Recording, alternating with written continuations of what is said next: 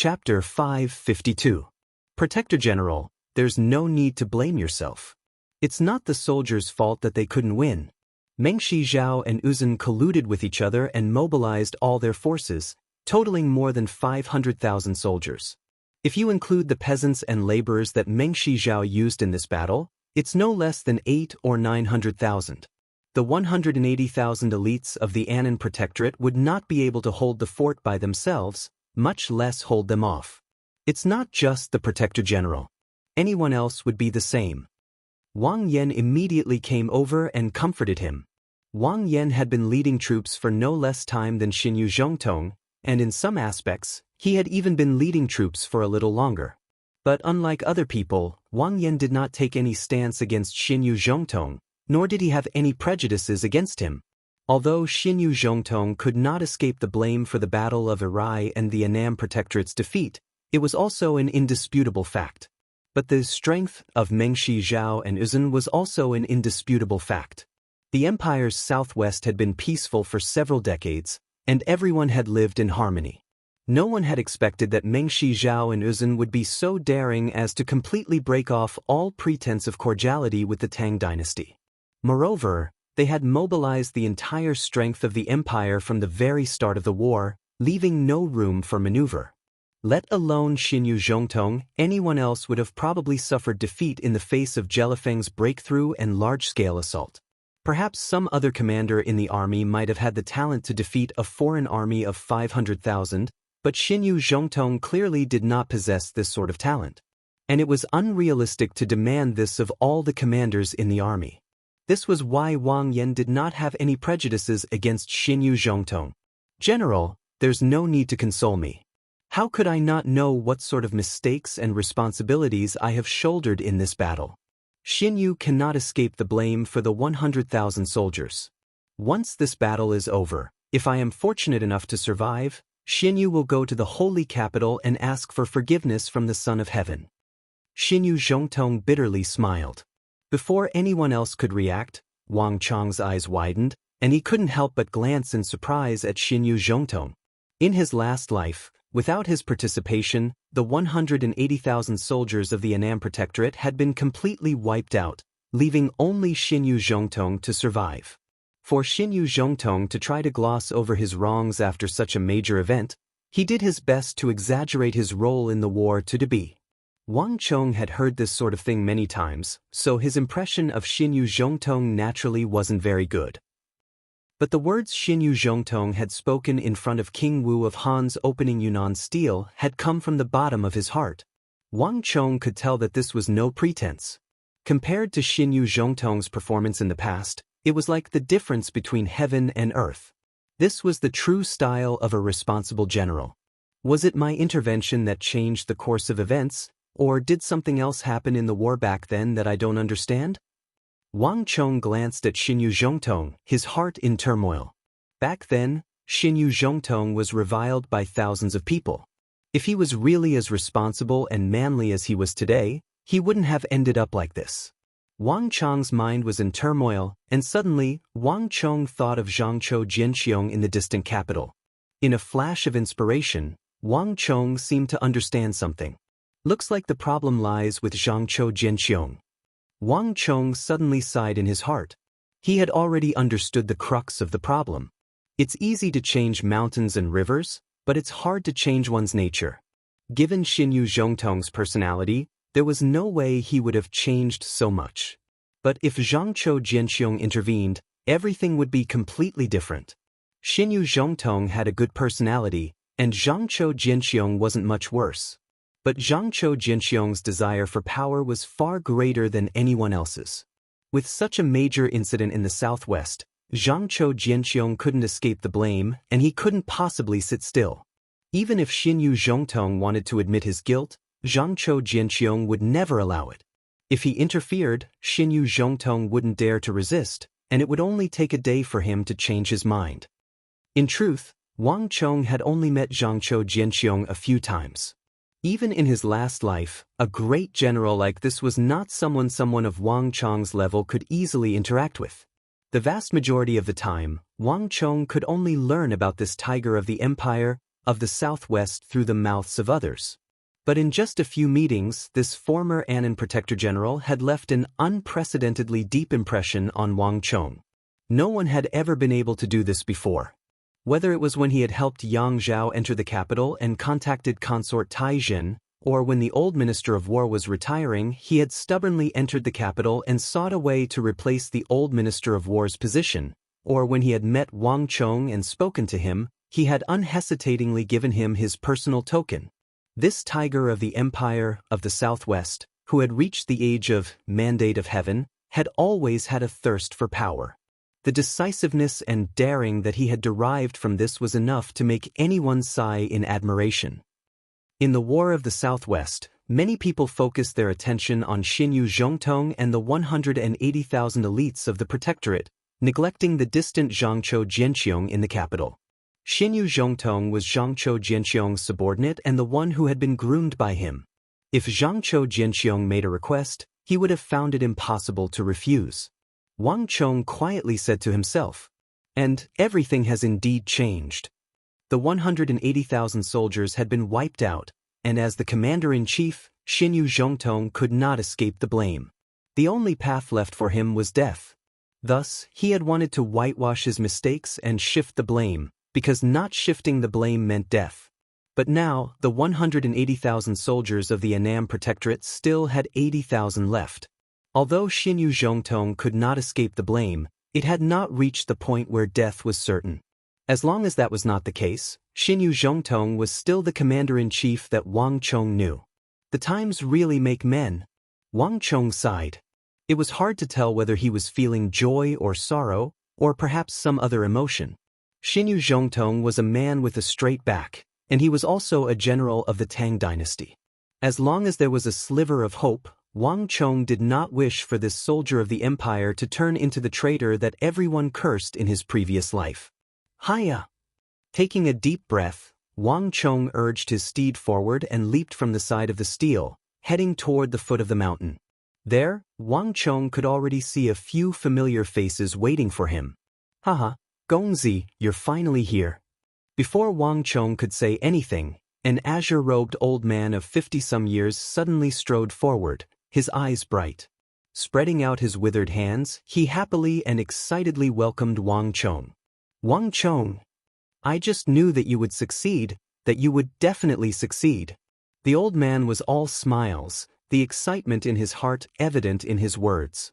Haha, Zhang Shouji, Sir Zhang, you truly did not disappoint me this time. I've kept you waiting. Wang Chong dismounted from the white-hoofed shadow and tightly grasped Zhang Shouji's hands. This skinny old man with graying temples was naturally the master craftsman of the Bureau of Works, the true architect of Lion City, and the greatest contributor to this southwestern war, Zhang Shouji. Although the Annam Protectorate's breakout had only begun during the torrential rain yesterday, Zhang Shouji's forces had actually broken out much earlier. Haha, I was truly worried for a long time about the Southwest defeat. Later, when I heard that young master was heading south, I immediately knew that the Empire's Southwest would be fine. Young master, it's truly wonderful to see you again.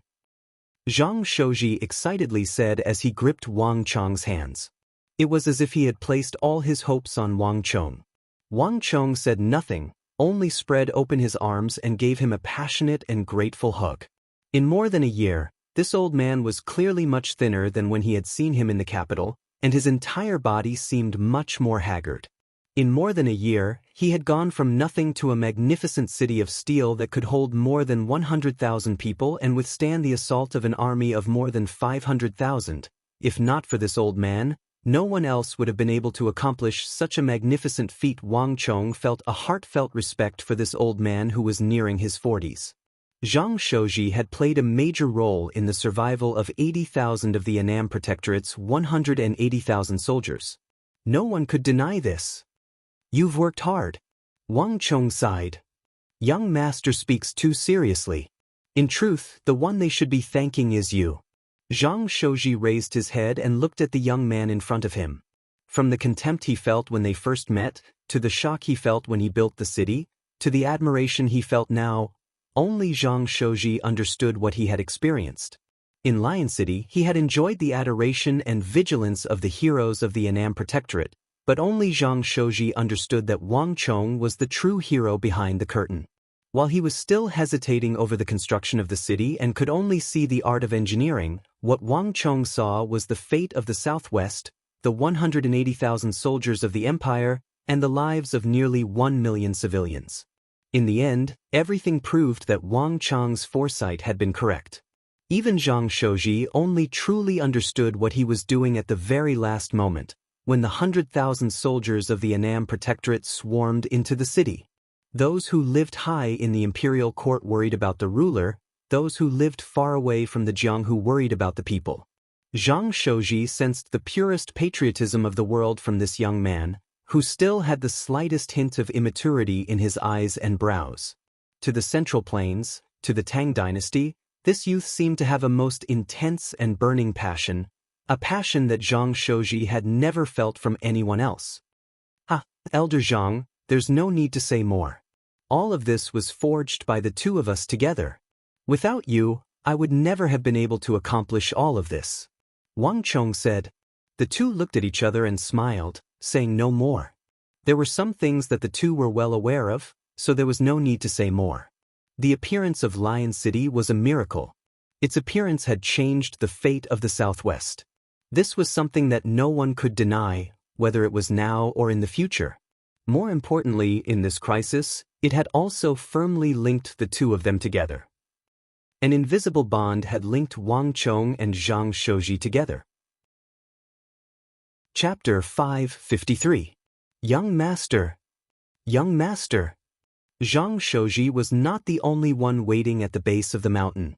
Zhang Shouji's disciples, apprentices, craftsmen who had worked on the construction of Lion City, overseers, merchants transporting materials, and soldiers were also present. Once Wang Chong and Zhang Shouji met, these people began to step forward and offer their greetings. Wang Chong also greeted them. Everyone has worked hard. It's no trouble at all. Not as hard as young master. That's right. Everyone says that young master was in the distant capital, but he already foresaw this war. That's why he sent us here. To be able to work for the Tang dynasty, for the Central Plains, is a great honor for us. That's right, young master. If there's anything you need from us, feel free to send it. This was the first time these people had seen Wang Chong, and all of them began to excitedly discuss the matter. In Lion City, Wang Chong was a legend. And as the war progressed, more and more events confirmed Wang Chong's prediction, and these rumors and legends became more and more prevalent.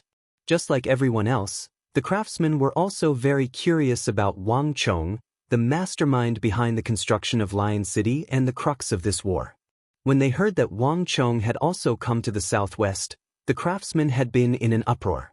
Sitting behind the scenes in the distant capital and controlling everything was completely different from personally coming to the southwest of the empire.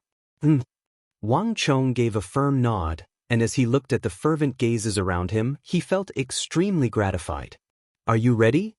After exchanging greetings, Wang Chong turned his head to Zhang Shouji. Lady Su has told me everything. Now that this was a serious matter, Zhang Shouji nodded, his expression turning serious. Everything has been delivered ahead of time, but I don't really understand these things and will probably require young master's guidance. As he spoke, Zhang Shouji's expression became subtle. Zhang Shouji was a master in civil engineering, but he had never seen or heard of the things that Wang Chong had asked Su Qichin to deliver. If he hadn't seen it with his own eyes, Zhang Shouji wouldn't have believed that Wang Chong had such high attainments in civil engineering. That's not a problem at all. Looking at the look in Zhang Shouji's eyes, the prince certainly knew what he was thinking, but there was no need to explain these things. It was finally delivered in time. Deep in his heart, even Zhang Shouji did not notice that Wang Chong heaved a deep sigh of relief. With Su Qichin's item delivered, Wang Chong's most important and crucial step was finally half completed. Where is it? Take me there. Wang Chong said. At the peak of the mountain, huge iron boxes were densely packed and neatly arranged. These iron boxes were all placed in a hidden place on the mountain, and they were all black. If one did not walk up close, one would not be able to see them from afar. As Wang Chong approached, he saw the insignia of the capital's swordsmithing families, sword shops, and swordsmiths on the boxes. And the most eye-catching of all the boxes was the capital's Wang family's insignia. They were indeed sent from the capital. Looking at the familiar insignia on the boxes, Wang Chong let out a long sigh of relief. This is only a small part of what Miss Su sent over. There are many more on the back of the mountain. Zhang Shouji said. Wang Chong nodded and did not say anything else. He took out his long sword, inserted it into the gap of the box, and pried it open. What is this? At this moment, the eagle, Su Shiping, Su Onsuin, and the others also rushed over. Looking at the strange-looking objects in the box, other than the eagle, who already knew what they were, everyone else revealed curious expressions. Even Wang Chong's father, Wang Yan, and Xinyu Zhongtong, who had rushed over from behind, revealed curious expressions.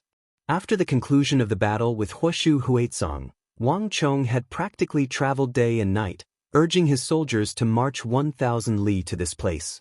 But as for why he chose this place, no one knew. But regardless of the reason, at least one thing was certain. It definitely had something to do with these huge boxes on the mountain. These are our life-saving straws. As Wang Chong spoke, he suddenly reached into the iron box, grabbed a piece of steel, and threw it into the air. The steel piece flew into the air, flipped a few times, and then stabbed heavily into the ground, motionless. As the storm clouds scattered and the sky gradually cleared, no one could describe what the Uzun army felt at this moment. It's finally over. Long Kinba gazed at the gradually parting sky, mentally letting out a long sigh. This was just the most ordinary change in the weather, but in Long Kinba's eyes, it seemed like 10,000 years had passed. Without the aid of the storm, I'd like to see where you can run. The dark clouds in the sky had still not scattered, but they had grown much thinner. It was still a long way from clear skies or good weather, but this was enough for Long Kinba and the Uzun army. As long as there was no cover from the storm, the ambushes and assassinations of the Tang people would be completely useless. It was almost impossible for them to ambush, assassinate, and sneak attack them like they did last night. Long Kinba drew back his gaze from the sky and saw that all the Uzun generals around him had the same expression on their faces. Once I lead my army to catch up to you, I'll tear all of you to pieces. I'll vent the hatred in my heart. Long Kinba's eyes were gloomy, his brow suffused with killing intent. In last night's battle, Long Kinba had been ambushed by Wang Yan and Xinyu Zhongtong, the two highest commanders of the southwest of the Tang dynasty. If not for the timely arrival of the great general, he would have died. As a resident of the Great Snow Mountain Temple, Long Kinba had always had an extremely high opinion of himself. How could he possibly endure such a humiliation? Boom! While Long Kinba was in a daze, the earth suddenly quaked and a majestic tornado of energy soared into the sky. A furious voice boomed over the camp like a peal of thunder. Bastard thing! You deserve to die! The air seemed to crazily surge, the majestic power contained in that voice throwing the air in a radius of several hundred zhang into chaos. Hearing Great General Huoshu Huizong's exposed voice, even Long Kinba couldn't help but feel stifled, a hint of fear appearing on his face. Fortunately, it wasn't me who pursued Wang Yan's group yesterday. Long Kinba inwardly rejoiced. At this moment he suddenly rejoiced that he had followed the great general and not been like the Zifidon Jiao Saro, pursuing Wang Yan with Fenjie, the crown prince of Mengshi. That bastard Jiao Saro actually lost nearly 50,000 soldiers in a single battle. Not even I would dare to make such a grave mistake. Given the great general's temper, he'll definitely skin him alive for daring to come back this morning. Long Kinba quietly said to himself. Rumble. As if in response to Long Kinba's voice, the distant commander's tent suddenly exploded and a muscular figure smashed a large hole through it. Amidst cries of alarm, the figure was sent flying nearly 100 zhang into the air before crashing to the ground with a thud. That sound made everyone's hearts ache, and those who were even a little closer could even feel the violent tremors caused by the impact of that person's fall. But a few moments later, Jiao Saro used both his hands and feet to rush back into the tent like an 8-legged spider. It was like he hadn't been the one who had just fallen. General, Prime Minister, your subordinate has truly encountered a formidable opponent this time. Jiao Sero's pleas could be heard even from a distance. Longkinba's heart trembled, but he pretended not to hear and quickly walked away. The decisive battle with the Tang dynasty's Annam Protectorate was about to begin. Compared to Jiao Sero's misfortune, he was more concerned about exterminating the Tang dynasty and washing away his shame. By the time Longkinba had calmed his heart and was about to leave, in the distant tent, everything was just beginning. This massive tent was currently packed with people. Besides Huishu Wuzong and Daluan Ruozhen, the two leaders of the Uzun Empire's Ngari royal lineage, there was also King Jelifeng of the Mengshi Zhao Empire and Great General Duan Gichuan. Jiao Sero had returned with the news of its defeat. Let alone Huishu Wuzong and Daluan Ruozhen, even Jelifeng and Duan Gichuan were stunned. Cavalry had always been more powerful than infantry, and Uzun cavalry had swept through the world with few opponents. One could say that, although Mengshi Zhao had the largest army, the true main force had been Uzun's 200,000-some cavalry.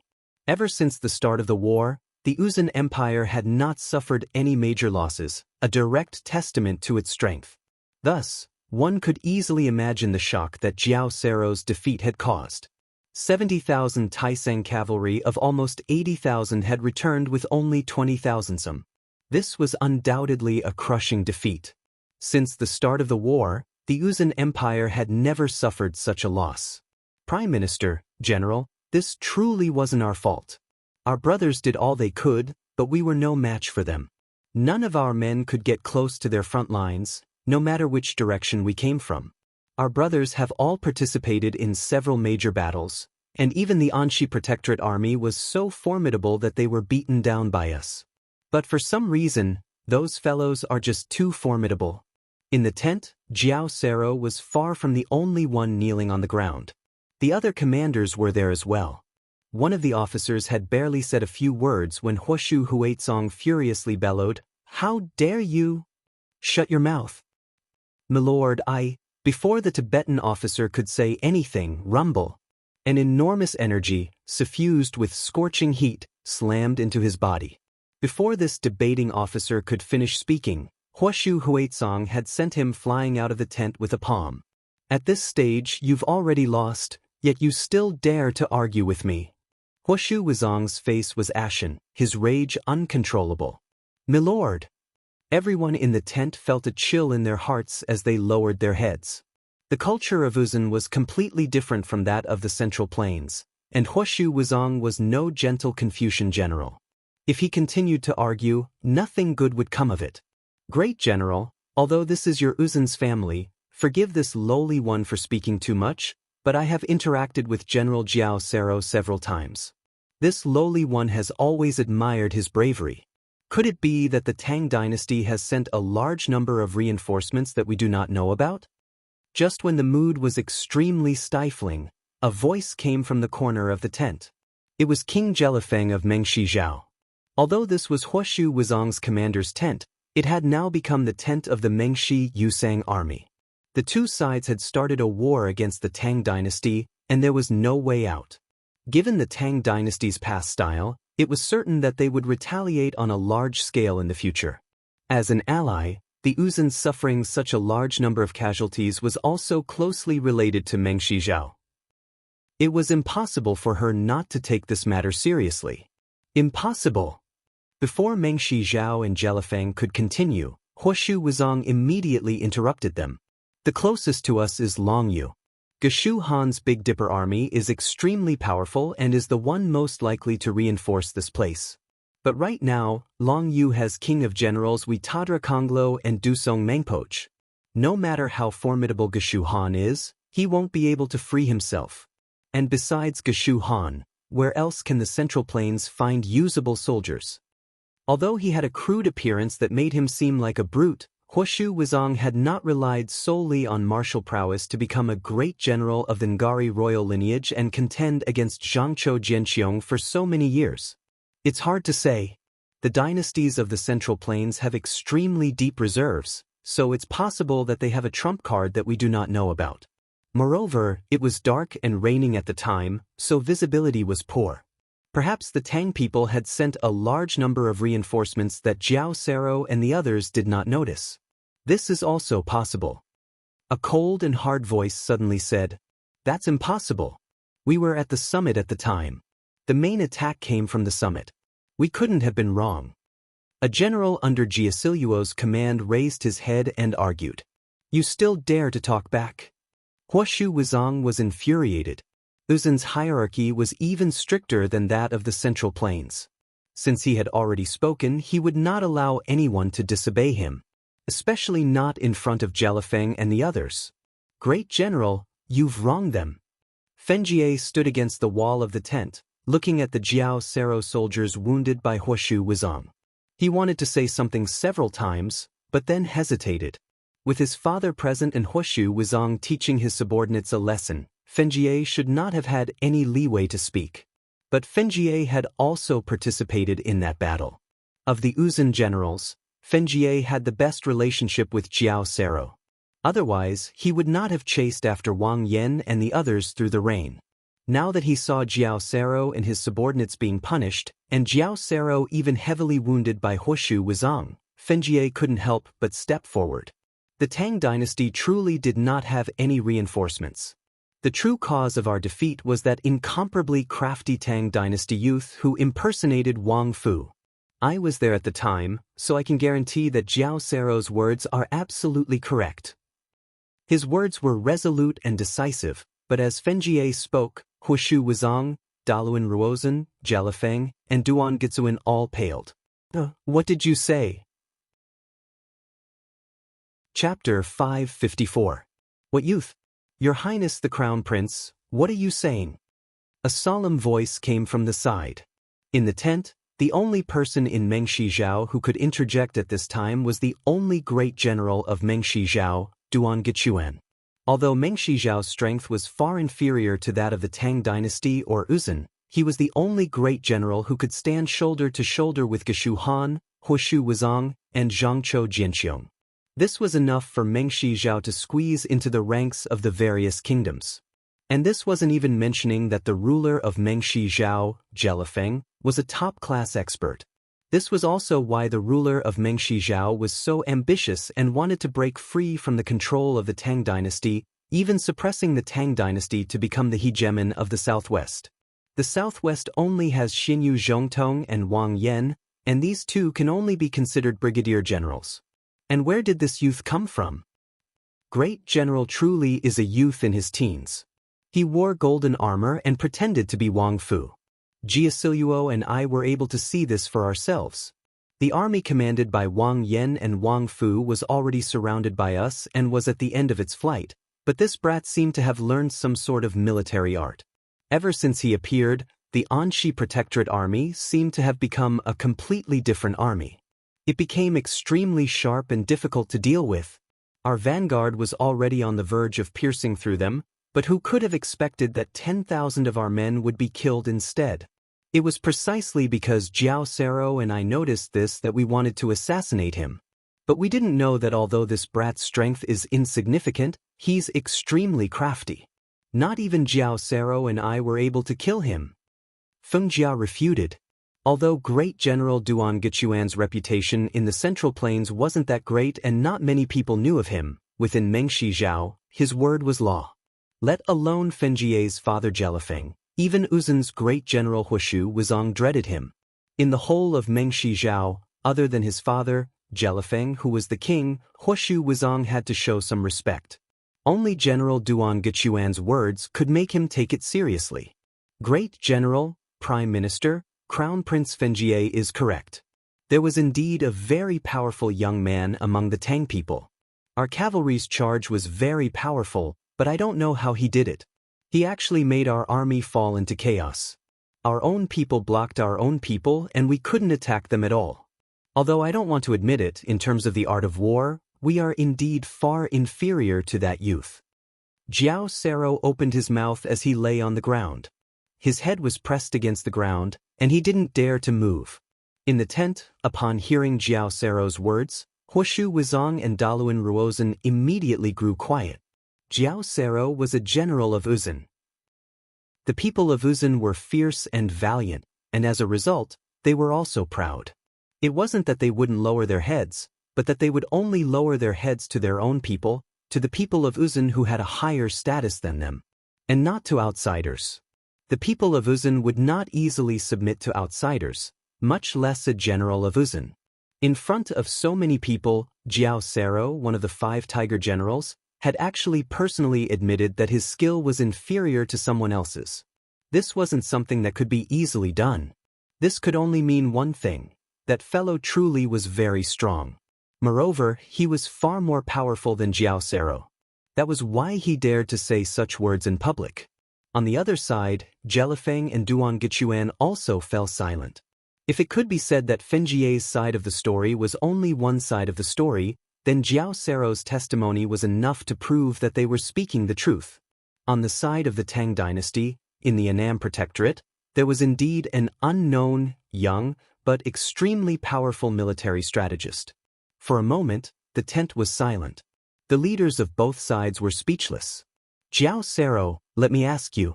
You said you've seen that young man. What does he look like? Huoshu Wuzong suddenly said. A strange look flashed in his eyes. He seemed to have thought of something. Jiao Sero hesitated for a moment, then described Wang Chang's appearance. Guards. When the Tang people broke out of the encirclement yesterday, call over all the commanders in the northeast. Huoshu Wuzong suddenly ordered. At these words, everyone turned to look at him, especially Fenjie and Jiao Sero, their faces filled with amazement. Huoshu Wuzong had never been the type to talk much. Since he had suddenly done this, there had to be a reason. Great General, have you discovered something? Jelifeng looked at Huoshu Wuzong. If he remembered correctly, the army led by Huoshu Wuzong had first been routed in the northeast yesterday, and it was from there that Xinyu Zhongtong and the others had broken out of the encirclement. I don't dare to say that I've discovered anything, but I have some vague ideas. Huoshu Wuzong sternly said. A few moments later, a group of Uzun commanders who had been guarding the northeast last night and had been responsible for sniping Xinyu Zhongtong and the others immediately filed into the tent. Encircling Xinyu Zhongtong and the Annam Protectorate. You are all in charge of the northeast, right? Yes, my lord. They all spoke in hushed voices. Tell me everything you have observed about the Tang people's commanders. Forget about Xinyu Zhongtong and the others. Just talk about the unfamiliar Tang people's commanders. At Huoshu Wuzong's words, everyone's expressions became strange. Great General, do you suspect that the people who routed you last night were the same people who defeated us? Also the work of that brat. Fenjie blinked. Whether it's true or not, we'll know once we ask. Huoshu Wuzong said. The final result came out faster than everyone had expected. After a month of fighting in Lion City, the Uzun commanders were now very familiar with the commanders of the Annam Protectorate. Moreover, the observation ability of a commander was far sharper than that of an ordinary soldier. In just a few moments, a youth who looked exactly like the one described by Jiao Sero and the others appeared in the mouths of the commanders. Just think about it. A group of veteran and extremely experienced generals of the Tang dynasty had a young, tender youth mixed in with them. Moreover, he was the one giving the orders. It was hard not to notice him. How is this possible? When the final answer was reached, everyone's expressions became both marvelous and strange. This was especially true for Fenjie and Jiao Sero. Jiao Sero, who had been lying on the ground, couldn't help but jerk his head up, his eyelids twitching. This is impossible. They had only arrived in the morning and had been punished as soon as they arrived. They only knew that Great General Huoshu Wuzong's operation had failed and that Xinyu Zhongtong had succeeded in escaping. But they had never imagined that the one who had defeated them and the Great General was the same youth. How could this fellow be so formidable? Are you sure you're not mistaken? How could that fellow defeat the Great General? When Huoshu Wuzong was speaking to his subordinates, it was normally not his place to interrupt. But Fenjie couldn't care less. Although Huoshu Wuzong couldn't compare to the Uzun Great General Huitadra Konglo, nor could he compare to the Tang dynasty's Wang Zhongxi or Zhang Shogui, he wasn't too far off. This was not a matter of pure martial prowess. No one who could reach the Imperial Great General level had relied solely on their martial prowess. Wisdom and courage were the most basic requirements. Cavalry in the hands of Huoshu Wuzong and Jiao Sero would never be the same.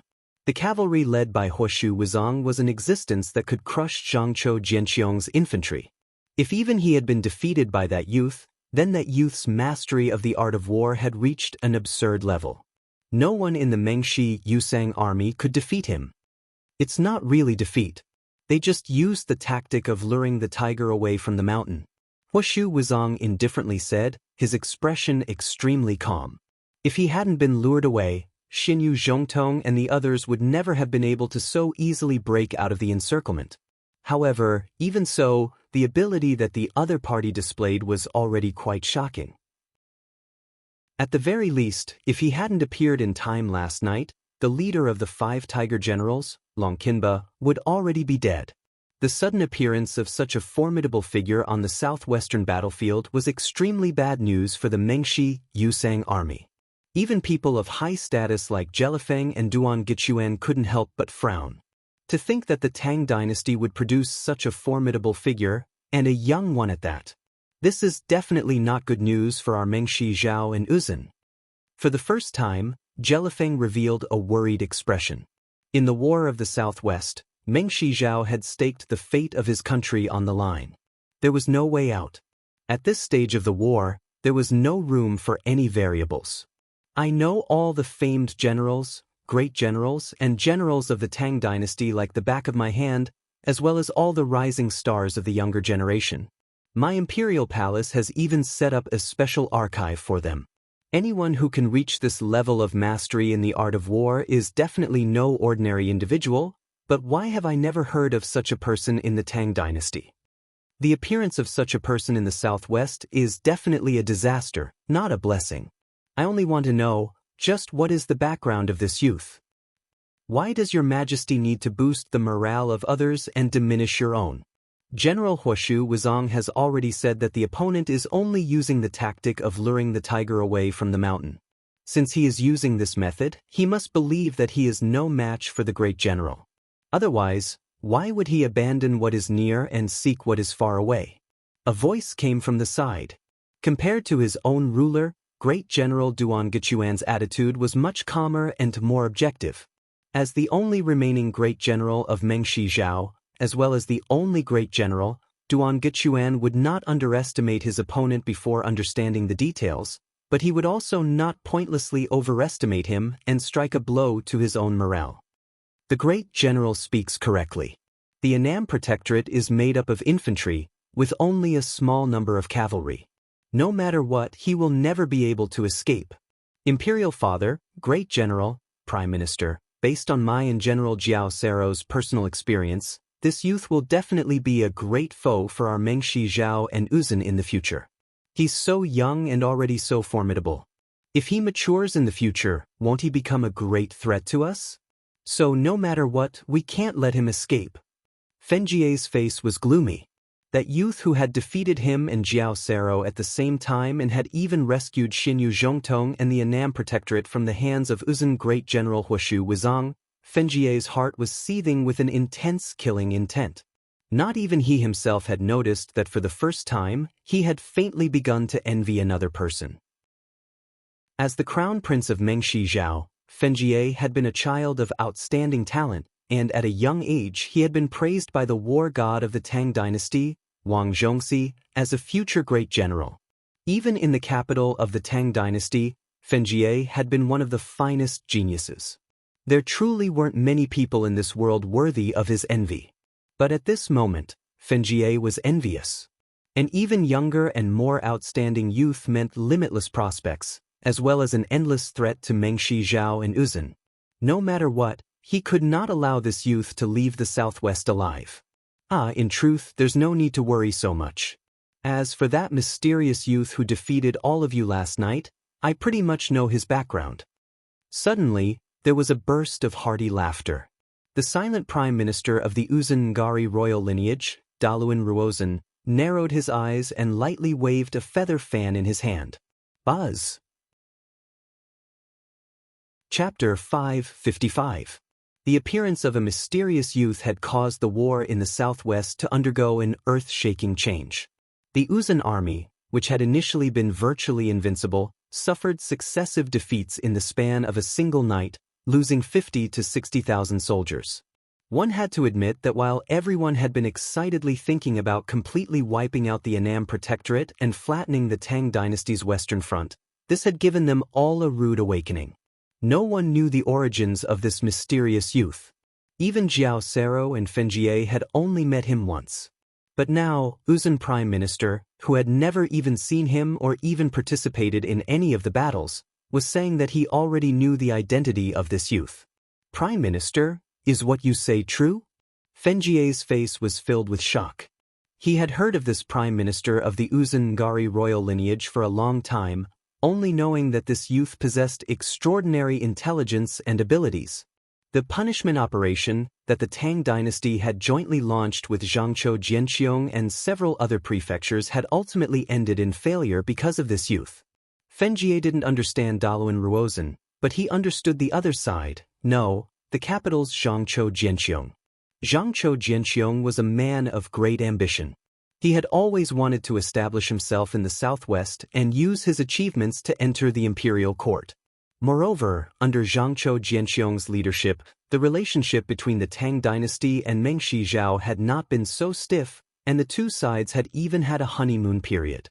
Back then, Zhangzhou Jianqiong had also encouraged Meng Shizhao to borrow Meng Shizhao's military strength to ally with the two sides and attack the plateau. But in the end, none of these operations had succeeded. It was not Uzun Great General Huoshu Wuzong, but this Prime Minister of the Uzun Empire's Ngari royal lineage, who had managed to make someone as ambitious as Zhangzhou Jianqiong settle down in the Annan Protectorate for several decades, but this Uzun Empire's Ngari royal lineage. I've long heard that the Prime Minister of Uzun has 9 acupores in his mind and is extraordinarily intelligent. Each of them is knowledgeable and knowledgeable. They are familiar with all the classics of the Central Plains and have also received the secret incantation from the mysterious Great Snow Mountain Temple. The cicada feels the autumn wind before it blows, and knows the meaning of autumn when a leaf falls.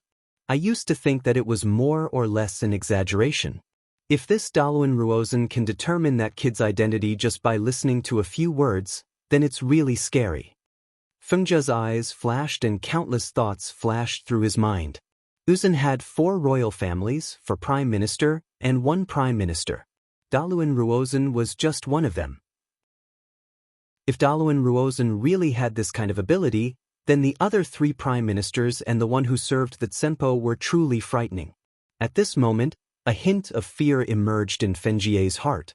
Imperial Father borrowed the strength of Uzun to deal with the Tang dynasty, but Uzun himself is a wolf, and an extremely vicious one at that.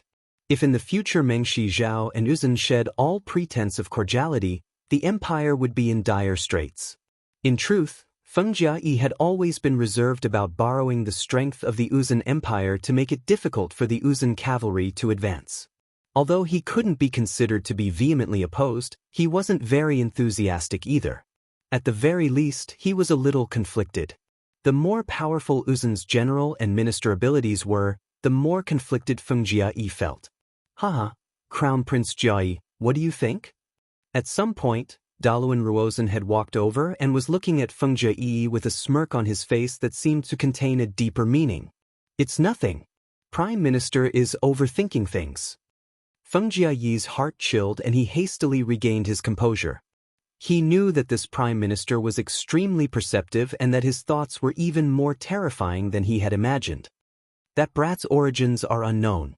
If we can learn his identity and use his weakness to deal with him, that would be the best. Fengjie is willing to listen to Prime Minister's wise opinion. In truth, this isn't that difficult. Although I've never seen the youth you speak of, nor have I participated in any of those campaigns, I don't know how he commands an army. However, if we just want to determine his identity, it really isn't that difficult. I already know everything about him. Daluan Ruozhen fanned himself as he paced back and forth, attracting everyone's attention. When it came to military affairs, one was civil and the other was military. Wherever Huoshu Wuzong was present, he rarely interfered. Most of the time, it was a matter of strategy. The art of war and strategy are all secrets of the families of ministers and generals. These are not things that an ordinary outsider can learn. Moreover, you said that he was wearing Wang Fu's armor. At this point, Daluan Ruozhen smiled and continued. There are only two true commanders of the Annam Protectorate that Wang Yan leads. One is Wang Yan, and the other is his eldest son, Wang Fu. These two are the true commanders of the army. Military affairs are a matter of great importance to the country. Which ordinary soldier would dare to casually pass on the armor of their commander? They wouldn't even dare to think about it. As soon as that youngster appeared, he took the king's talisman and wore his armor. If he wasn't from an illustrious family, rich or noble, and full of confidence, how would he dare to do such a thing? Prime Minister, forgive me for speaking too much, but the Tang dynasty has countless scions who are either rich or noble. If this is all, I'm afraid that it isn't enough to deduce the identity of that youth, right? Jelifeng, the ruler of Mengshi Zhao, said with a frown. In truth, she was also rather curious about that youth. However, this curiosity wasn't admiration. Rather, it was a desire to eliminate any threat as quickly as possible. The Tang dynasty of the Central Plains had far too many talents, practically innumerable. Wang Zhongxi, Geshu Han, Gao Xinji, Zhang Shogui, Zhangqiu Jianxiong, Wang Yan, Xinyu Zhongtong, there were far too many. And now, at such a crucial moment, there was another mysterious youth who was extremely skilled in the art of war. With such a powerful empire by their side, it was hard to eat or sleep.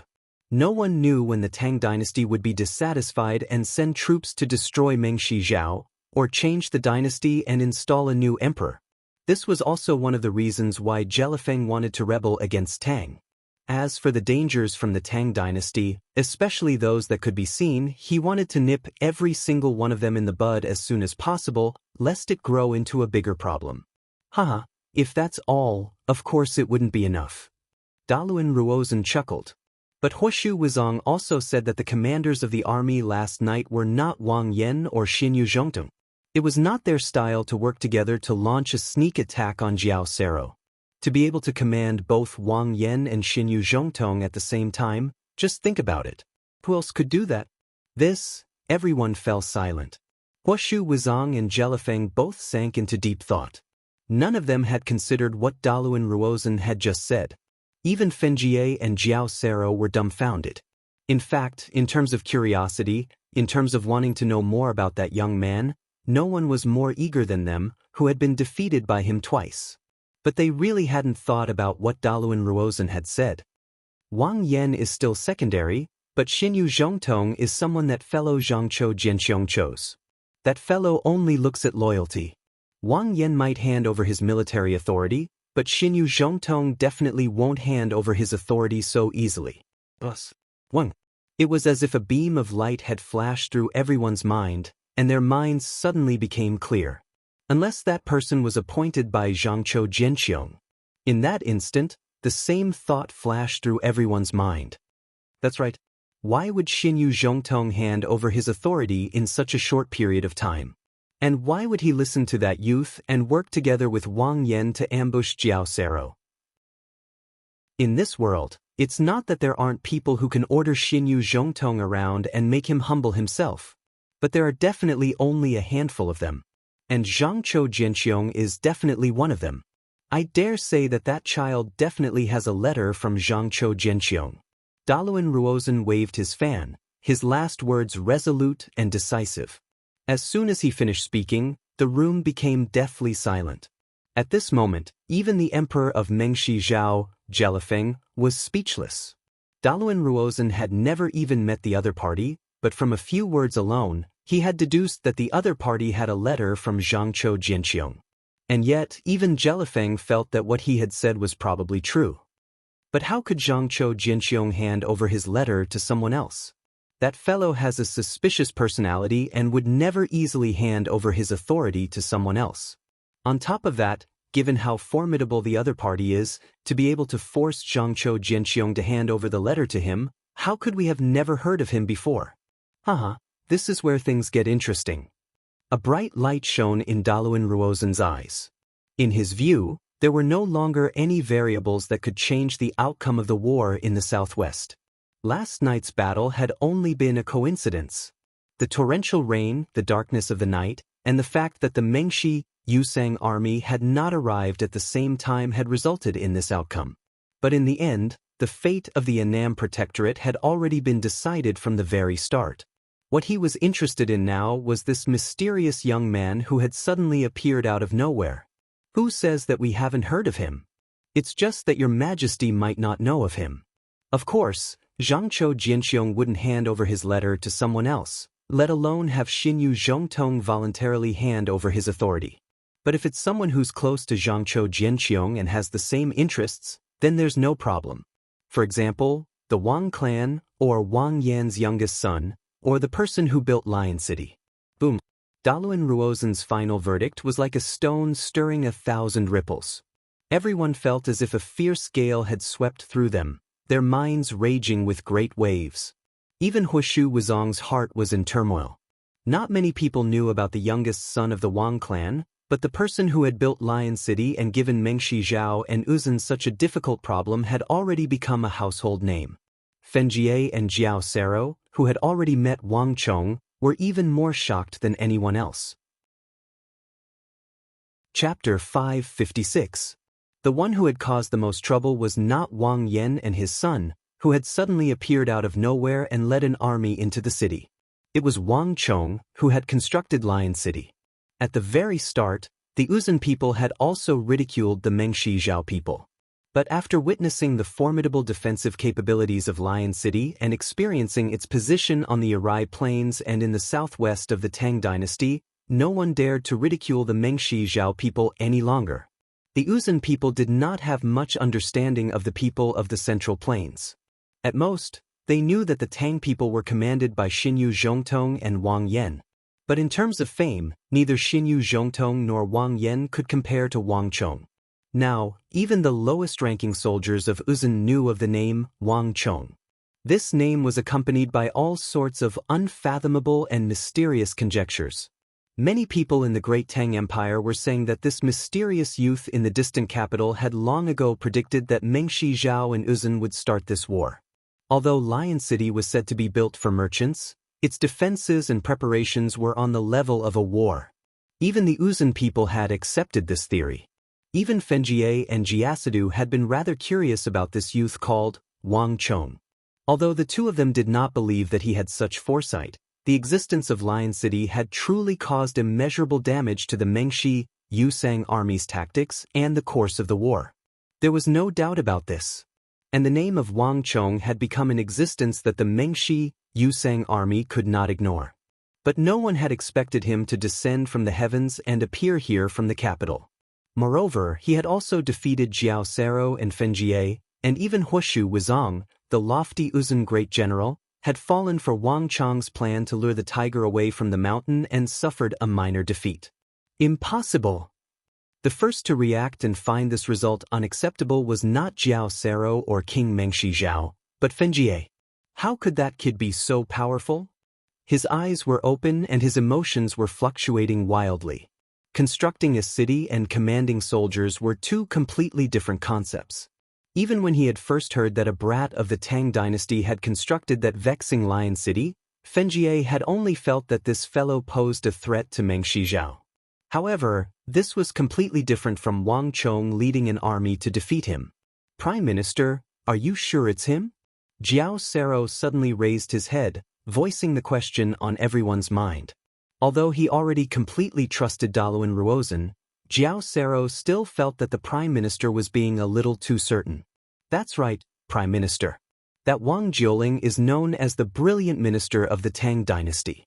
When he was around, the Tang dynasty was in a state of splendor.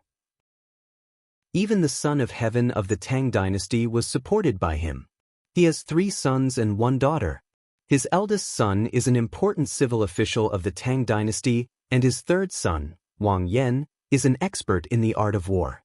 His defenses are probably even tighter than Xinyu Zhongtong's. If you add on Wang Fu and Wang Chong, wouldn't the Wang clan be filled with elites? Jelifeng's hands were pressed against the armrests of her chair, her eyes rippling as if she still found this news somewhat difficult to digest. Although the former prime minister of the Tang dynasty, Wang Jiuling, had retired for more than 10 years, he still had a great influence in the Tang dynasty. He contributed greatly to the prosperity of the early Tang dynasty. Although he was now old, he still posed a great threat. As long as this person didn't die, there was no peace of mind. Although Wang Jiuling was now old, there were many talented descendants under his name. All of them were elites, and he had the posture of a prime minister. Just thinking about it gave Jelifeng a headache. The 6th Zhao of Irai Lake was too small. Although he had always been ambitious and had some achievements. Although he had always been ambitious and wanted to achieve something, Mengshi Zhao was located on a plateau and the air was thin. It was not suitable for anyone other than Uzun. If Mengshi Zhao wanted to expand, and if Jelifeng wanted to realize her ambitions, break away from her position as a vassal, and become a true emperor, they could only expand north, toward the direction of the Tang dynasty. The southwest of the Central Plains was connected to Mengshi Zhao, and the soil was fertile. This was the perfect place to expand their territory. This was also the reason why Jelifeng wanted to ally with Uzun. However, Jeluofeng had no choice but to admit that the difficulty of achieving his ambitions was far greater than he had imagined. Your Majesty, it's actually not difficult to determine the identity of that young man. Xinyu Zhongtong only listens to Zhangqiu Jianxiong's orders. If anyone were to receive Zhangqiu Jianxiong's orders, he would immediately hand over his military authority. However, will Wang Yan hand over his military authority as well? I've heard that Wang Yan is inflexible, and he doesn't know how to be flexible. Even Zhangqiu Jianxiong wouldn't be able to get him to hand over his military authority in the midst of a battlefield that is constantly changing and intense. Daluan Ruozhen surveyed the crowd. The crowd fell silent. Only Jelifeng and Duan Gichuan had contemplative looks on their faces. The people of Uzun didn't know much about the Tang dynasty, especially the affairs of the royal court in the Central Plains. However, Jelifeng was different. He knew the internal affairs of the Tang dynasty like the back of his hand, so he knew that what Daluan Ruozhen said was true. Also, have you ever wondered why the first thing that child did when he first appeared wasn't to do anything else? There were so many people on the mountaintop. Instead, he headed straight for Wang Fu's mountain. If he didn't have a close relationship with Wang Yan, he wouldn't be so concerned about the matter, right? So if you connect all these things together, then think about that Qilin son of the Wang clan. Tell me, besides him, who else could satisfy so many demands at once? With these final words, Daluan Ruozhen silently smiled at the people in the tent. Unlike Huoshu Wuzong, Daluan Ruozhen had always been concerned with matters of strategy. The death of 50,000 soldiers was a major event for Huoshu Wuzong, especially for the Mengshi Yusang army, but it was nothing to Daluan Ruozhen. If one wanted to gain, one had to make sacrifices. In truth, when one considered the illustrious reputation of the Tang dynasty at its peak, the death of 50,000 soldiers was completely within Daluan Ruozhen's expectations. On the contrary, it was Jelifeng's ability to defeat Xinyu Zhongtong at the start and his subsequent smooth sailing that made Daluan Ruozhen feel that something was amiss and out of his expectations. On the contrary, this result was the normal performance of the Tang dynasty. Prime Minister is correct. In order to fulfill all these conditions, it has to be a descendant of the Wang clan, and the most likely candidate is that youngest son of Wang Yan, Wang Chong. Although I've never interacted with him before, since he was able to construct Lion City to obstruct us and ruin our plans, he is the most likely candidate. Jelifeng sternly said. This war has only just begun to get interesting. I said before that the Tang dynasty of the Central Plains couldn't possibly only have this little ability after centuries of accumulation. Even 100 feet can die but not stiffen, much less the Tang dynasty of the Central Plains. Only now can I feel at ease about this war. Daluan Ruozhen waved his fan, his entire person exuding a carefree and tranquil aura. He did not seem at all like he had just lost a battle. Jelifeng imperceptibly creased her brow, but she said nothing. Although Jelifeng tolerated it, one Emperor's Duan Gichuan was not so easy to deal with. Prime Minister, don't forget. The Tang dynasty is our enemy. Although he admired Daluan Ruozhen's ability to see through the minutest details and even predict the enemy's moves, Daluan Ruozen's attitude of not being able to differentiate between friend and foe was really displeasing. He had just suffered a great defeat and lost 50,000 elite cavalrymen. Only Daluan Ruozen could laugh about this. General, don't misunderstand me. Since Auruzan has sent out our troops, we are naturally prepared to work together with Meng Shizhao to deal with the Tang dynasty. I'm just a little interested in that child. Although the Wang clan is a clan of ministers and generals, Wang Jiuling was born a civil official.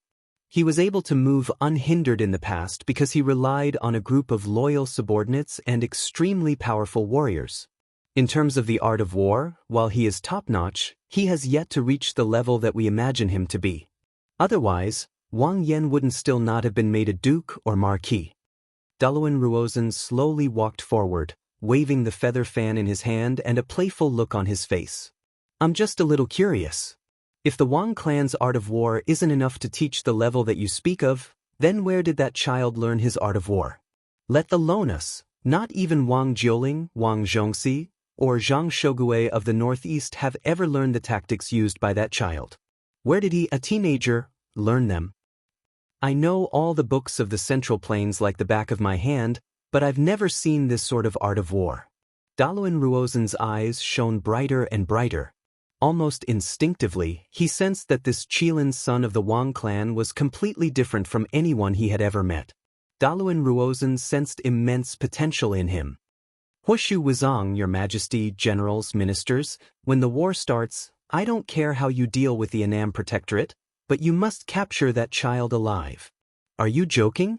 How can we hold back on the battlefield? Moreover, that child poses too great of a threat to us. If he stays here for another 15 minutes, many more of us will die. This sort of person should naturally be killed first. Why should we leave him alive? The veins on Huoshu Wuzong's forehead were bulging. Although Daluan Ruozen was the prime minister of the great Ngari royal lineage and had a higher status than Huoshu Wuzong had never truly treated him as his superior. And even if he was his superior, there was no need for him to listen to his every word. This had always been his personality. Haha, just listen to me. I suspect that that kid has a never-before-seen military strategy book on him. If we can capture him and interrogate him, it will be of great benefit to Auruzan. Moreover, in the end, the benefits will still be yours. When we meet on the battlefield, death and injury are unavoidable. Moreover, casualties are only a matter of a moment, but obtaining the military strategy book on that child is a matter that will last for generations to come. For Auruzan, the benefits we will obtain will be far greater than 50,000 soldiers. This is an opportunity that has been delivered to our doorstep. No matter what, we can't let it go. That is, if we don't want to face the likes of Wang Jiuling, Wang Zhongxi, Zhang Shogui, Gao Xianji, and Geshu Han. At the end, Daluan Ruozen's gaze was profound. A great general saw victory in a war, but a prime minister saw the fate of the empire for the next few decades, perhaps even centuries or millennia. This was the difference between Daluan Ruozen and Huoshu Wuzong. Buzz. The moment Daluan Ruozen spoke, Jelifeng and Duan Gichuan were both shocked. They glanced at each other, but neither of them said anything. It was said that the prime minister of the Uzun Ngari royal lineage, Daluan Ruozen, possessed a monstrous understanding of the Mengshi Yusang army. While everyone was still discussing yesterday's defeat and the effect that mysterious youth of the Tang dynasty had on the Mengshi Yusang army, Daluan Ruozen had already determined the identity of his opponent, and he had even smelled an enormous opportunity from this defeat. Uzun is already powerful enough. One Daluan Ruozen, one Huoshu Wuzong, and there are still the other 3 generals and 4 generals. If we obtain some formidable military strategy book, our Meng Shizhao will have just sent away the tiger only to welcome the wolf. In the end, we'll still be vassals. As for that Wang Chong, we either have to kill him as quickly as possible, or we have to think of a way to get it for ourselves. No matter what, we can't let Uzun get it. Jelifeng sat motionlessly on the bench, his face expressionless, but countless thoughts were running through his mind. Meng Shizhao and Uzun were both allies and enemies. Besides working together, they had to be on guard. Chapter 557. Jelifeng, Duan Gichuan, and Fenjie quickly left. In the tent, Daluan Ruozhen and Huoshu Wuzong were also preparing to leave. The 100,000 or so soldiers of the Annam Protectorate and Allied Army had already left Lion City. Cutting them off meant cutting off the final obstacle to the southwest. Without Xinyu Zhongtong holding them back, the entire southwest would belong to Uzun and Meng Shizhao. This war between the three empires would usher in a conclusion. Moreover, both sides had already made up their minds that the youth of the Tang dynasty could not be allowed to leave this place. Prime Minister? Why did you tell Jelifeng just now? Once Jelifeng and Meng Shizhao's generals had left, Huoshu Wuzong suddenly turned his head to Daluan Ruozhen. Don't tell me that you don't know what Jelifeng will think if he learns of this matter. Ha, fools have their own ways of using fools, and smart people have their own ways of using smart people. Haven't you noticed? Ever since he unexpectedly defeated Xinyu Zhongtong at Irai, Jelifeng no longer has much regard for our Uzun. Daluan Ruozhen's smile faded, his eyes suddenly turning profound. This, Huoshu Wuzong was dumbfounded. He truly had never thought about this problem. He was a general, a soldier, and what he considered was strategy and tactics, as well as victory and defeat in a battle. The things that Daluan Ruozhen had spoken of had already delved into the human heart, and he truly had not thought about them. With Jelifeng at this step, there's no way out. Does he still dare to betray us? Who knows? Didn't the emperor of the Tang dynasty, whose name was Zhao Zhao, also not expect Jelifeng to rebel? Daluan Ruozhen said as he waved his fan. With a light step, an invisible barrier burst out from his feet and quickly enveloped the surroundings. The human heart is the hardest to fathom. Jelifeng is full of ambition, and the southwest probably won't be enough to satisfy him. Even if he is unwilling to submit to Tang, he will not be willing to submit to our Uzun in the future. Since that's the case, it's only good for us to let him understand the threat of the Tang dynasty. Don't forget, we still need his Meng Shizhao and 300,000 soldiers to help us deal with the Tang dynasty. But what about that kid? Huoshu Wuzong frowned. Although from last night, I don't think that he's as formidable as you make him out to be. But if he really does have some secret military strategy manual of the Central Plains, given Jelifeng's personality, he'll either take it away by force or kill that kid. Either way, it won't be good for us. Ha, you're the smart one. When I said that he has a military strategy manual, I was just saying it. Whether he really has one or not is another matter. And we'll find out very soon. As for Jelifeng and his son, since they're allies, it won't make a difference whether the military strategy manual ends up in their hands or ours. If it ends up in Jelifeng's hands, we can ask him for it. As long as Jelifeng's wise enough, he won't refuse. And if he doesn't have a military strategy manual, what difference does it make whether that child dies or not? Daluan Ruozhen lightly chuckled as he waved his feather fan. Huoshu Wuzong helplessly shook his head at Daluan Ruozhen. He and Daluan Ruozhen had worked together for several decades, and his ability to command was on the same level as Zhangqiu Jianqiong. But Huoshu Wuzong was still not very used to Daluan Ruozhen's way of thinking and style. Let's go. No matter what, the Annan Protectorate Army and that child called Wang Chong must die today. It's time for this war to end. Huoshu Wuzong extended his hands. Clang clang. 2 cold rays of light flew out from the edge of the tent. Huoshu Wuzong grabbed the 2 Uzun scimitars and strode out. Boom. The moment Huoshu Huizong walked out of the tent, the inside and outside of the tent seemed to be 2 different worlds in a fierce gale. The entire camp was brimming with killing intent, and the army was on the verge of moving out. Begin. Hurry. All soldiers, move out. Bring the supplies. Cavalry, get ready. Check the weapons, armor, and rations. As far as the eye could see, the Irai plains were densely packed with soldiers. The 300,000 soldiers of Meng Shizhao and Yusang had added a somber air to the battlefield. Have you found any traces of the Tang soldiers? Huoshu Huizong looked forward and waved his hand, not even turning his head.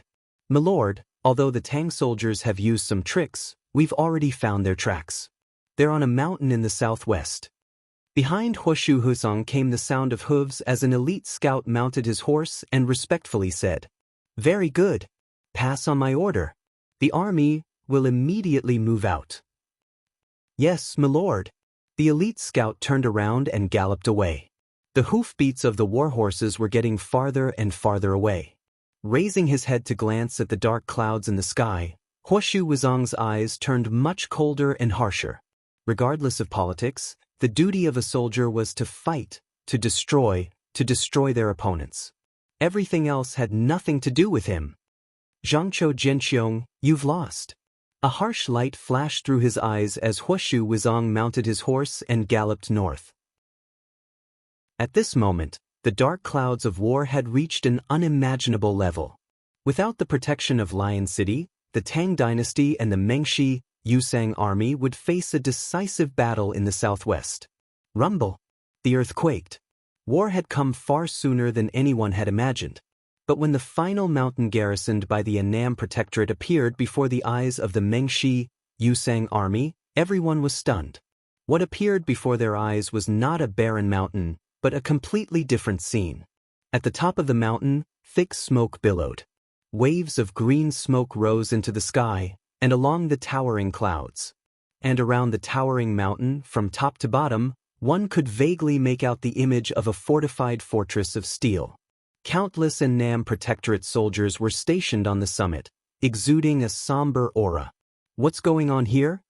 Let alone anyone else, even someone like Huoshu Wuzong revealed a look of shock. This was completely different from what they had expected. What is that? It doesn't look like a fortress. Fenjie was also shocked. What did that brat do? Jiao Sero's eyes widened in shock. Everyone looked like they had just swallowed a fly. They had originally believed that in the wilderness, the Annam Protectorate would have no protection and would be no match for the Mengshi Yusang army. But the scene before them was completely different. Like a miracle, these Tang soldiers had managed to erect a fortified fortress in such a short time, and it seemed to be an extremely formidable one. At the very least, it was an extremely frightening sight from a distance. Just how did that brat do it? Lion City has already fallen, and the borders of the Tang dynasty can't even take care of themselves. There's nothing in this barren mountain range, so how did he manage to create all these things? It seems like if we want to deal with the Annam Protectorate, we have to kill that brat first. Longkinba spat, his face full of hatred. This style was far too familiar, almost identical to Arai's Lion City. It could only have come from the Wang clan's Qilin son. To the Mengshi Yusang army, this was not a good omen. This isn't good news at all. It seems like the Tang people made ample preparations before we came. The clattering of hooves could be heard from the vast army. Mengshi Zhao's King Jelifeng rode a black Arai steed, her brow furrowed as she parted the crowd and slowly rode up from the rear. This should be another of that youth's handiwork, right? The Uzan army had pursued the Annam Protectorate through the snow, and Jelifeng had not seen a single one of the two battles that had been lost, so she could only speculate. Jelifeng had originally been somewhat skeptical of the Uzan army's words. But at this moment, as he stared at this desolate mountain peak, all of Jeluofeng's doubts vanished without a trace. Even though the battle had not yet begun, at this moment, even Jelifeng could sense the thorny nature of the mountain range. That youth from the Wang clan was even more difficult to deal with than she had imagined. Haha, isn't this very normal? Since we know what this child has done, this shouldn't be surprising, right? Daluan Ruozan waved his feather fan as he rode over from the side on a majestic highland steed. Unlike the others, Daluan Ruozan's reaction to all of this was much calmer. Since he had already seen the damage that youth from the Tang dynasty had done to the Uzan army yesterday, Daluan Ruozan was not very surprised. To be honest, I'm getting more and more curious. Where did this child learn these things? A teenager shouldn't have this kind of ability, right? Moreover, no one in the Tang dynasty should be able to come up with such strange tactics.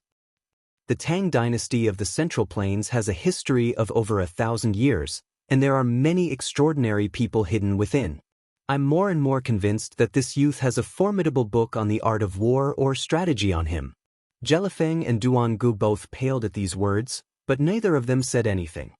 However, no matter how many schemes he has or how many strategies he has, he can't change the fact that the Annam Protectorate will become history. Those things on the mountain, if my guess is right, they should be some simple fortifications. The construction of a city isn't that simple. Even that lion city took more than a year.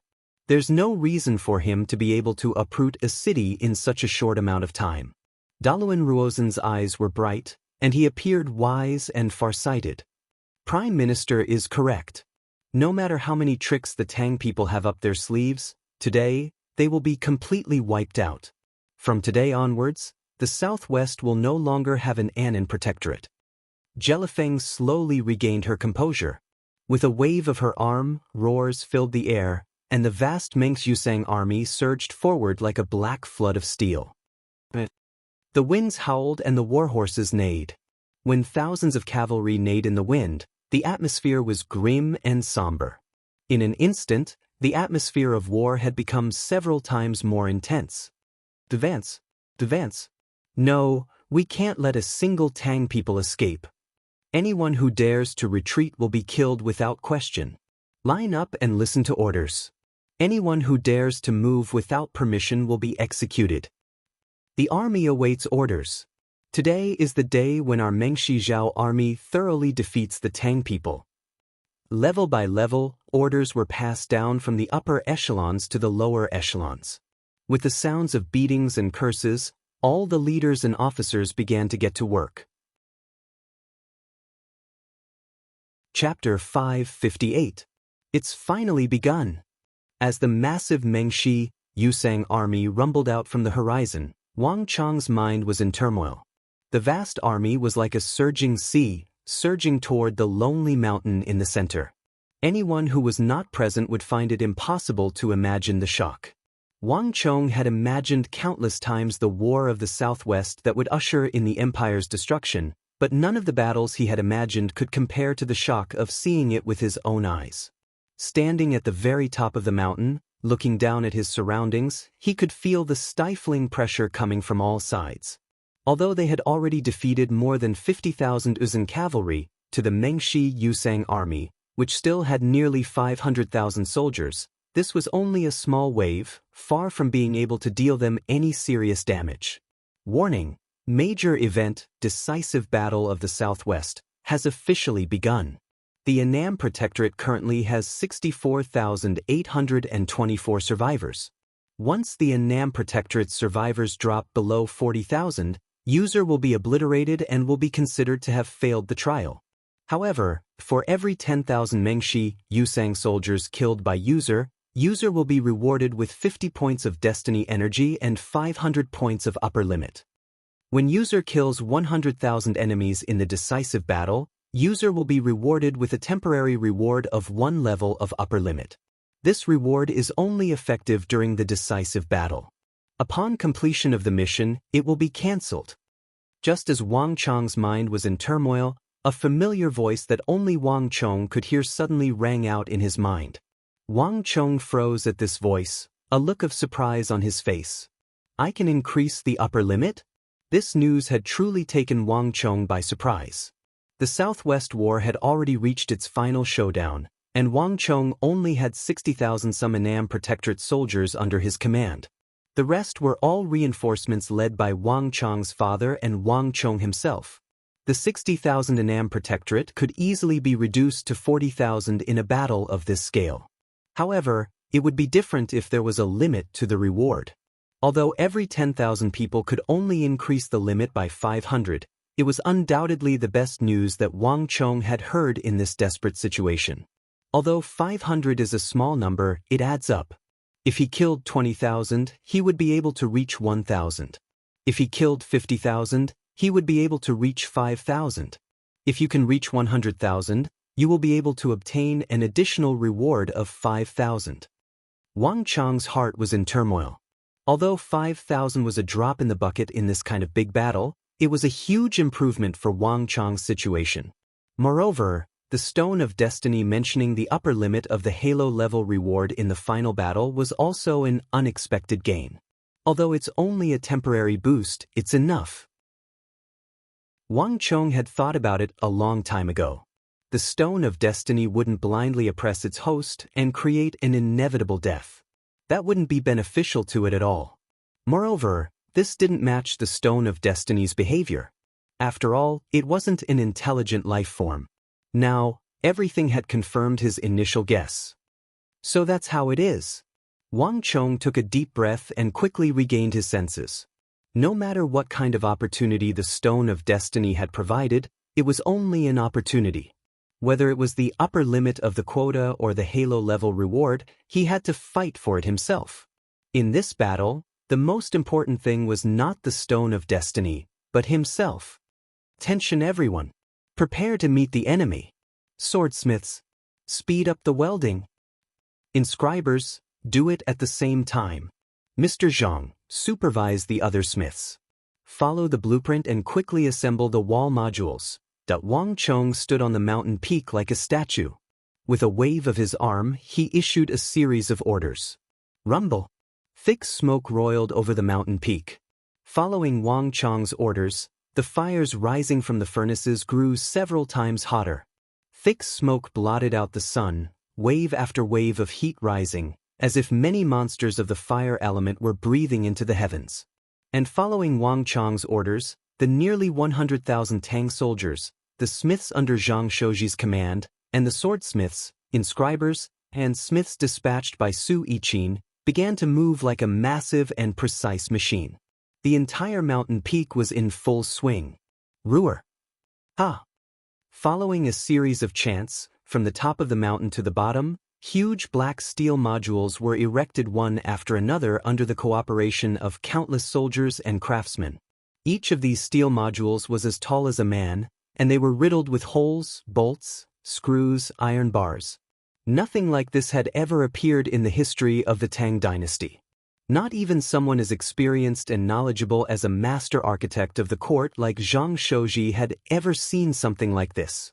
Numerous child-sized horizontal bolts and nuts were inserted into the holes of the two huge and heavy steel modules. The horizontal bolts and nuts were covered with inscriptions of toughness. Then, scorching hot molten iron was quickly poured onto them. 1 block, 2 blocks, 3 blocks. Each of the heavy steel modules had many places where they could be clamped together, and the modules were quickly joined together to form the massive and sturdy wall. Clang, clang, clang. The sound of metal clashing was incessant, and sparks kept bursting out. From top to bottom of this grotesquely rocky mountain, massive steel walls rose up from the ground like a miracle. Right under the eyes of the Mengshi Yusang army, a massive monster fortress was rapidly taking shape. Whoosh! Standing on the summit, Wang Chong unfurled a white paper that was more than 1 zhang long and 4 feet wide. On this paper was a towering mountain, covered with countless intricate designs that only Wang Chong could understand. This was the paper that Wang Chong had given to Su Yiqin several months ago. If one looked carefully, one would realize that the mountain Wang Chong had drawn for Su Yiqin was exactly the same as the mountain they were currently standing on. And when one considered that this had been drawn by Wang Chong long ago, before the Southwestern War had even begun, it was even more astonishing. There was no doubt that Wang Chong had predicted this war before things had developed to this point, and he had even chosen this highest mountain in the southwest as the site of the final battle. Chong, how is it? A voice came from the side.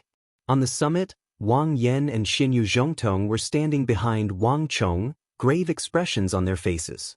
The war was imminent, and Mengshi Zhao and Uzun had mobilized their entire armies. Daluan Ruozhen, Huoshu Wizang, Jelifeng, Duan Gichun, these enemies of the southwest, who had once been locked in a stalemate with Zhangzhou Jianxiong for half his life, had led an army of 500,000 and was charging toward them. The lives of nearly 100,000 Tang soldiers, including the craftsmen on the mountain, the lives of everyone, and the nearly 1 million civilians of the southwest, all of them were tied to this war. The imperial court could no longer send any soldiers, and the Annam Protectorate had no path of retreat. This was a battle with their backs against the wall. In the face of these world-shaking opponents, both Wang Yan and Xinyu Zhongtong were under heavy pressure. But neither of them were the sort of people who would show their joy on their faces and easily speak their minds. Right now, the Southwest and the lives of the 100,000 soldiers can only depend on this child. Wang Yan and Xinyu Zhongtong looked at Wang Chong at the same time, their eyes brimming with anticipation. Strictly speaking, the war in the Southwest was already a failure. At the very least, in the early stages, the two of them had completely failed. The true turning point had only appeared after Wang Chong had appeared. If there was one person in the Southwest who could resolve this crisis, this desperate situation, then it could only be Wang Chong. Ever since last night's successful breakout, the two of them had actually handed over all the authority to command the army to Wang Chong. Even Wang Yan and Xinyu Zhongtong had completely followed Wang Chong's lead. Not a single superfluous word had been exchanged. Of course, the two of them had not made this decision without thinking. In yesterday's battle, Wang Chong had used his own method to prove himself. And even though they couldn't understand the blueprints in Wang Chong's hands, but there was one thing that the two of them could see.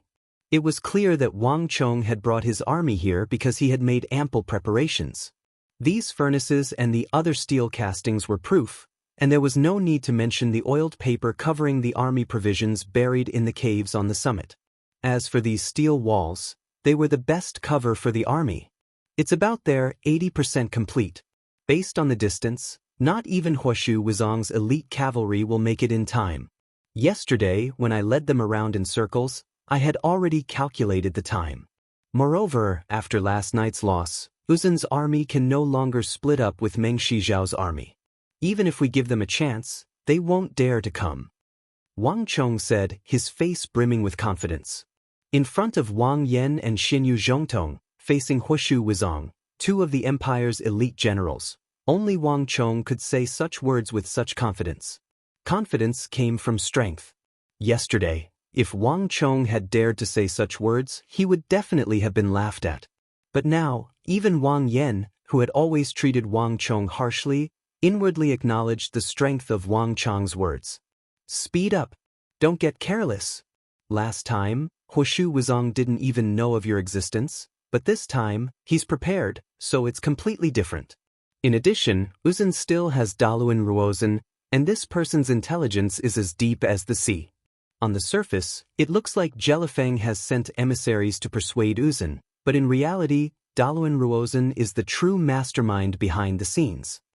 Wang Yan clasped his hands together. Ah! Wang Chong turned his head to glance at his father, a hint of surprise in his eyes. He naturally knew that Daluan Ruozhen was the true mastermind behind the scenes.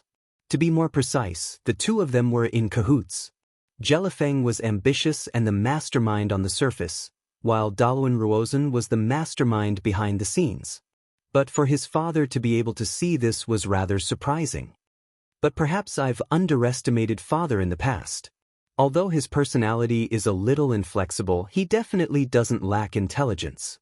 Otherwise, he wouldn't have been able to reach his current level.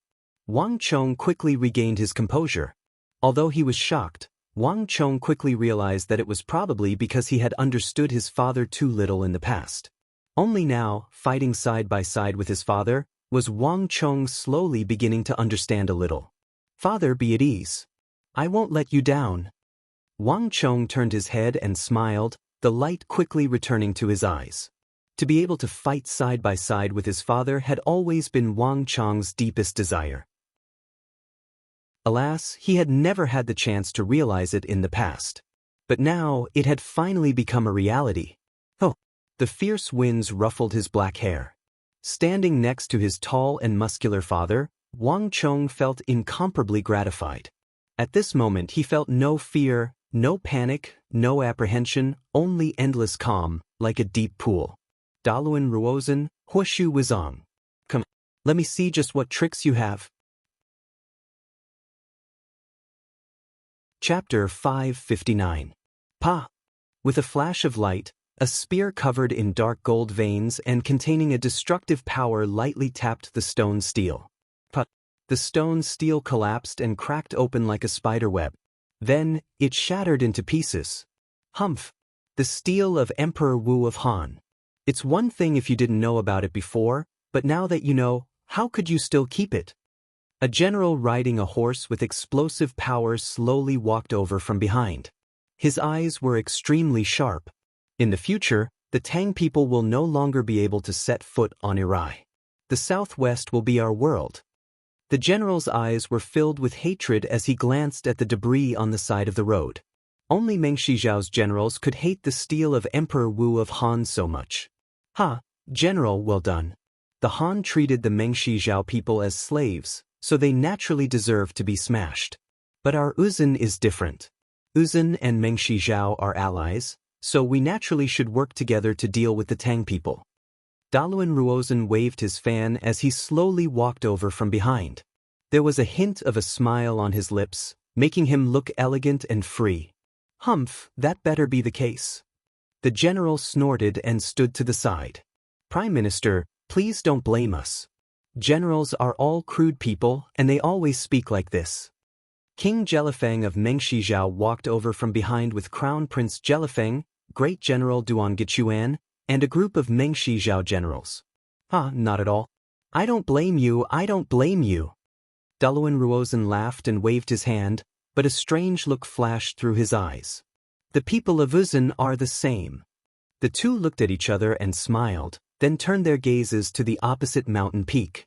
500 feet above the foot of the mountain, huge steel city walls were scattered all over the place, towering like stars in the sky. Each of these steel walls was incomparably heavy and extremely thick.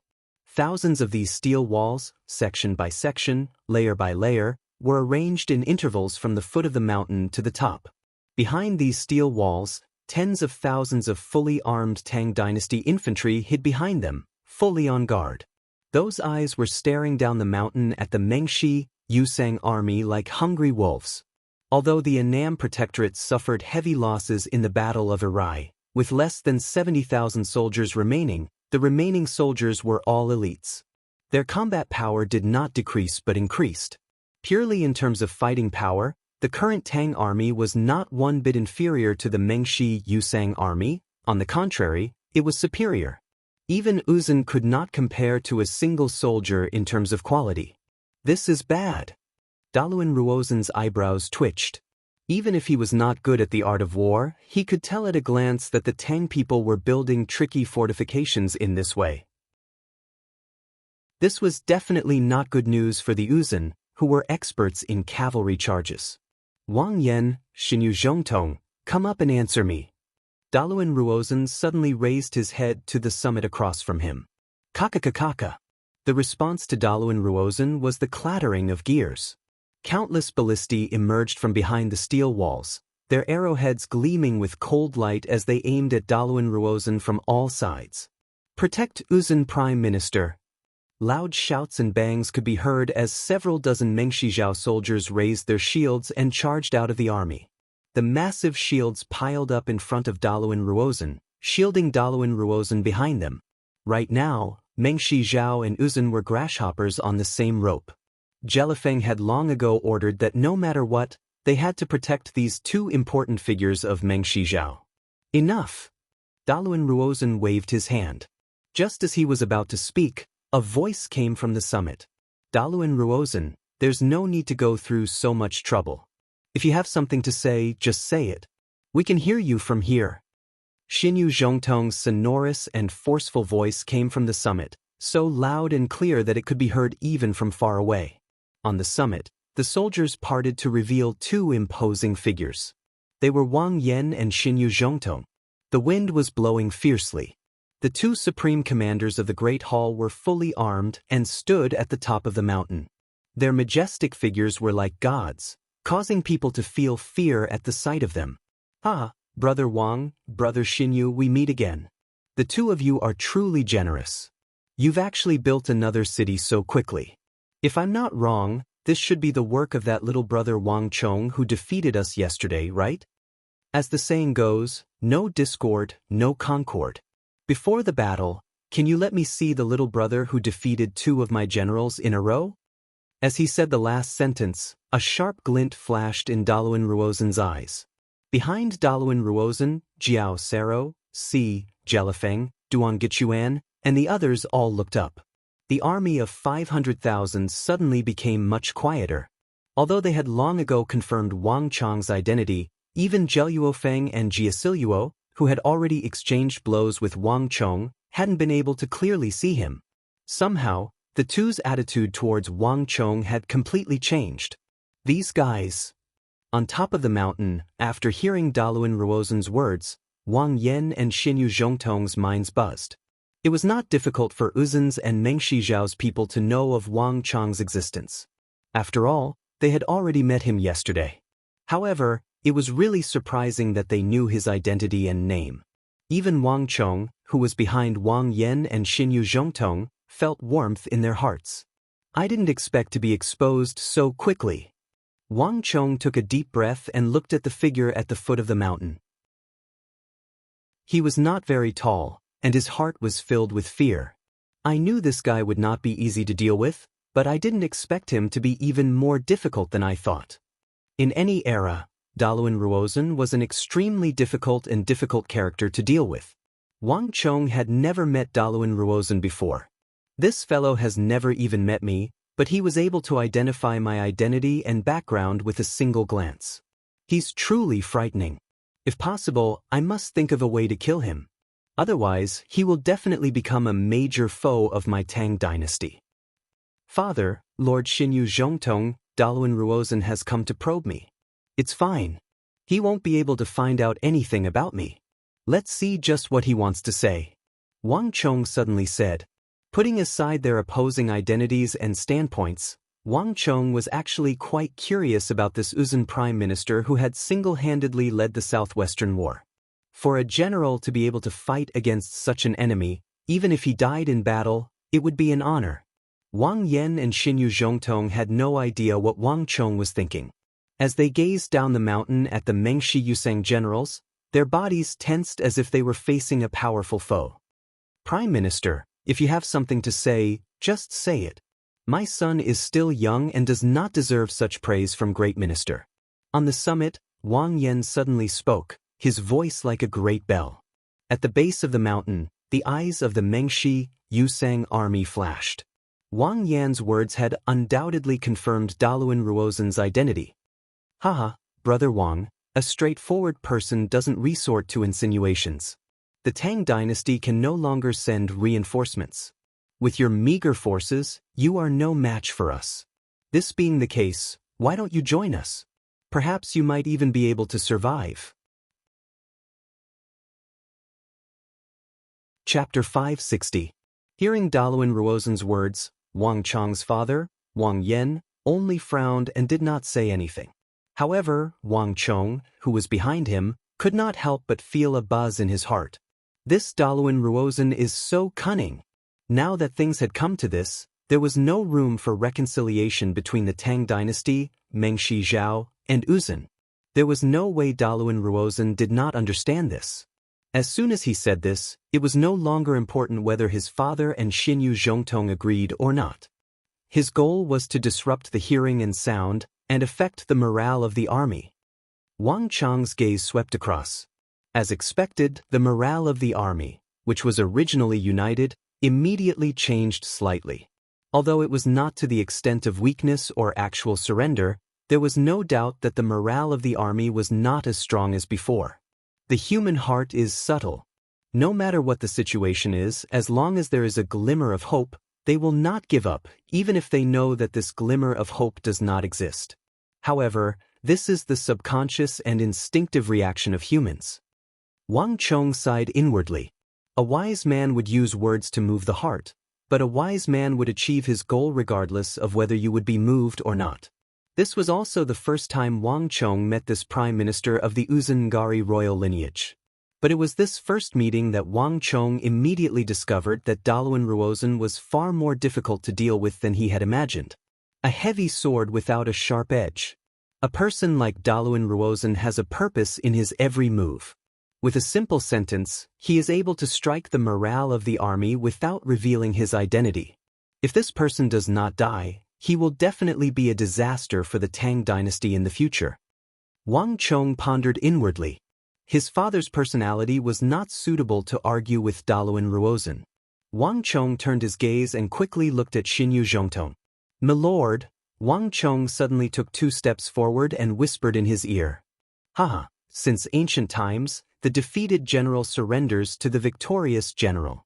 I've never heard of the victorious general surrendering to the defeated general." Uzun had always been known for his invincible cavalry. However, Uzun wasn't a match for us even when they had the upper hand. Instead, they had lost 50,000 soldiers. How could such an army be worth our surrender? Daluan Ruozhen, don't you think you're overestimating yourself? Yesterday it was 50,000. Have you thought about how many more you want to die today? Xinyu Zhongtong laughed out loud, his voice resounding through the heavens and earth. Bastard! Before Daluan Ruozhen could respond to Xinyu Zhongtong's words, Jiao Sero, Fenjie, and Longkinba couldn't help but turn purple, their expressions extremely nasty. Xinyu Zhongtong's words were clearly referring to their defeat last night. Don't worry about him. He's just trying to provoke you. Look around you. Daluan Ruozhen sternly said. Everyone's hearts froze as they subconsciously looked around. The morale of the surrounding army instantly began to fluctuate. The soldiers were stunned and instantly speechless. It was obvious that this was a psychological attack. Daluan Ruozhen sneered and quickly raised his head to the summit. Xinyu Zhongtong, you're still the mighty Protector General of the Annan Protectorate. When did you get the chance to speak for someone else and become their mouthpiece? Call that brat Wang Chong behind you to come out. On the summit, Wang Chong and Xinyu Zhongtong both felt their hearts tremble. Daluan Ruozhen's gaze was extremely sharp, allowing him to see through the problem at a glance. Daluan Ruozhen, I suggest you stop trying to talk your way out of this.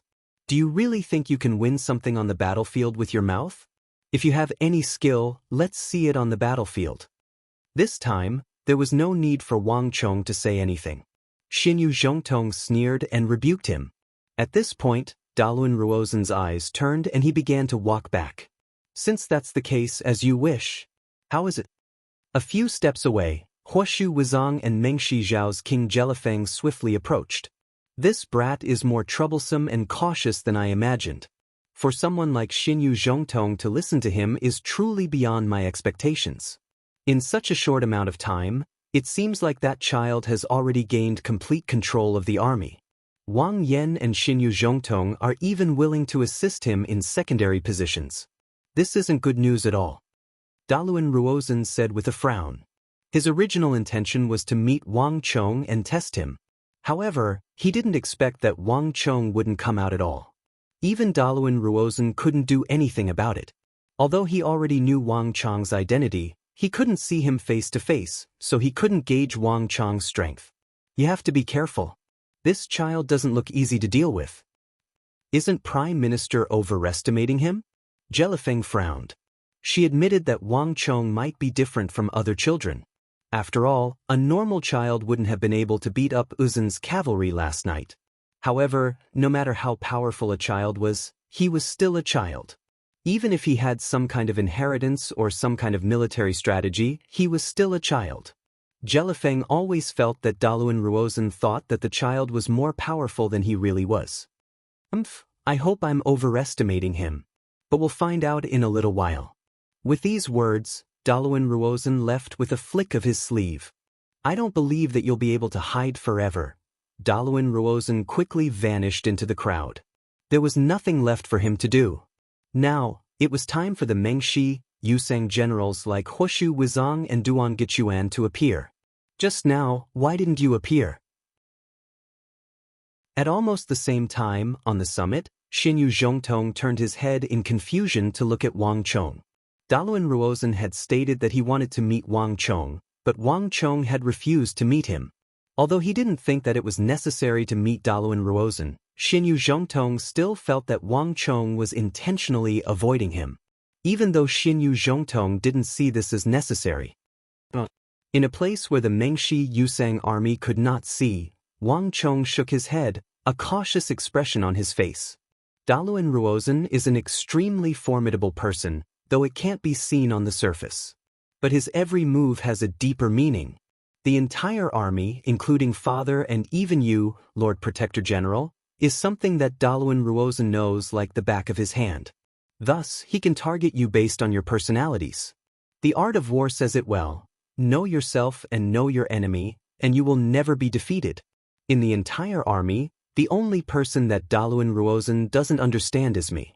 The less Daluan Ruozan knows about me, the more cautious he will be, and the less likely he will be to act rashly.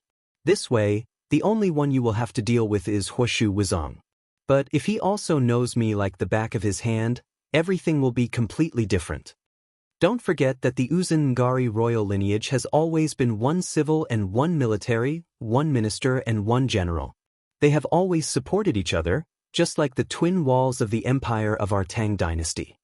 When encountering this sort of person, it's never too much to be careful. Wang Chong had a cautious expression. His father Wang Yan and Xinyu Zhongtong might not be able to see it, but Wang Chong was well aware that in this war, Daluan Ruozan posed a far greater threat than Huoshu Wuzong or Duan Gichuan. Any action that underestimated this Uzun prime minister would only invite humiliation. Father, Lord Xinyu, the Uzun and Mengshi Zhao are about to attack. I'll leave the rest to you, Wang Chong said. Hearing Wang Chong speak of serious matters, both Wang Yan and Xinyu Zhongtong had grave expressions in their eyes. Although Daluan Ruozan's persuasion to surrender was a psychological attack, it was also a true reflection of their current situation. The lives of 100,000 soldiers were tied to this decisive battle, and the lives of 1,000,000 civilians were also entrusted to it. I'll go down first. Xinyu Zhongtong flung his cloak and left the summit.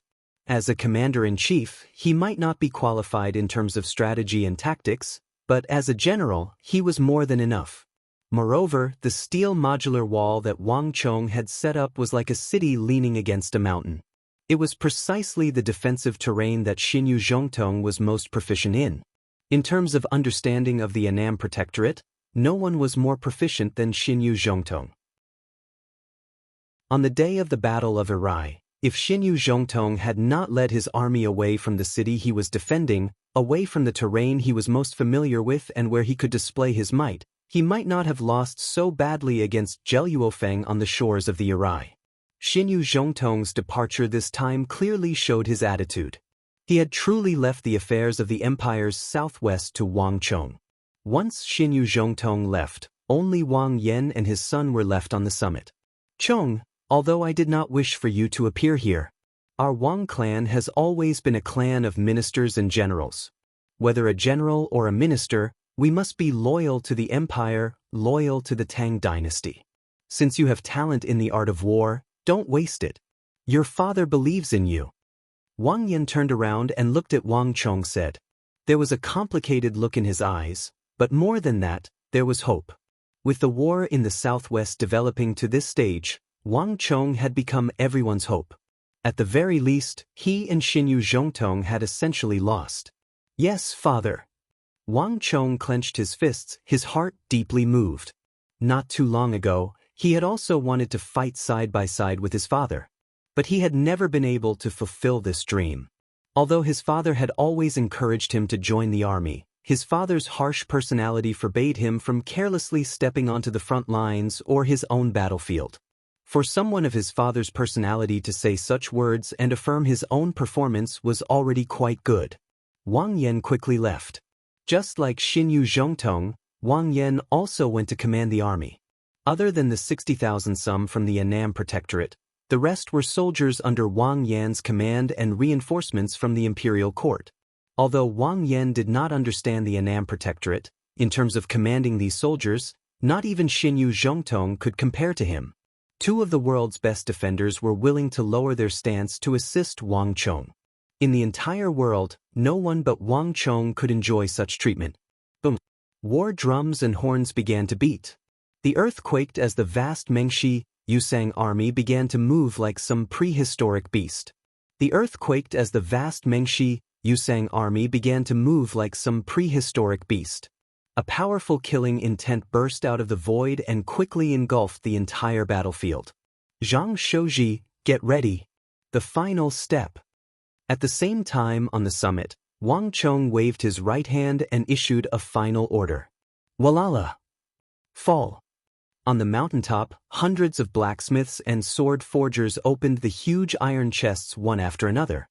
As they lifted them, countless iron caltrops of different sizes rolled out of the chests and fell down along the mountaintop that was more than 20 zhang wide. These caltrops were covered in sharp spikes, the longer ones several feet long while the shorter ones were 5 or 6 inches long. Iron caltrops of all sizes poured down from the top of the mountain like a black carpet, filling up the last flaw of the mountain's defense system. Chapter 561.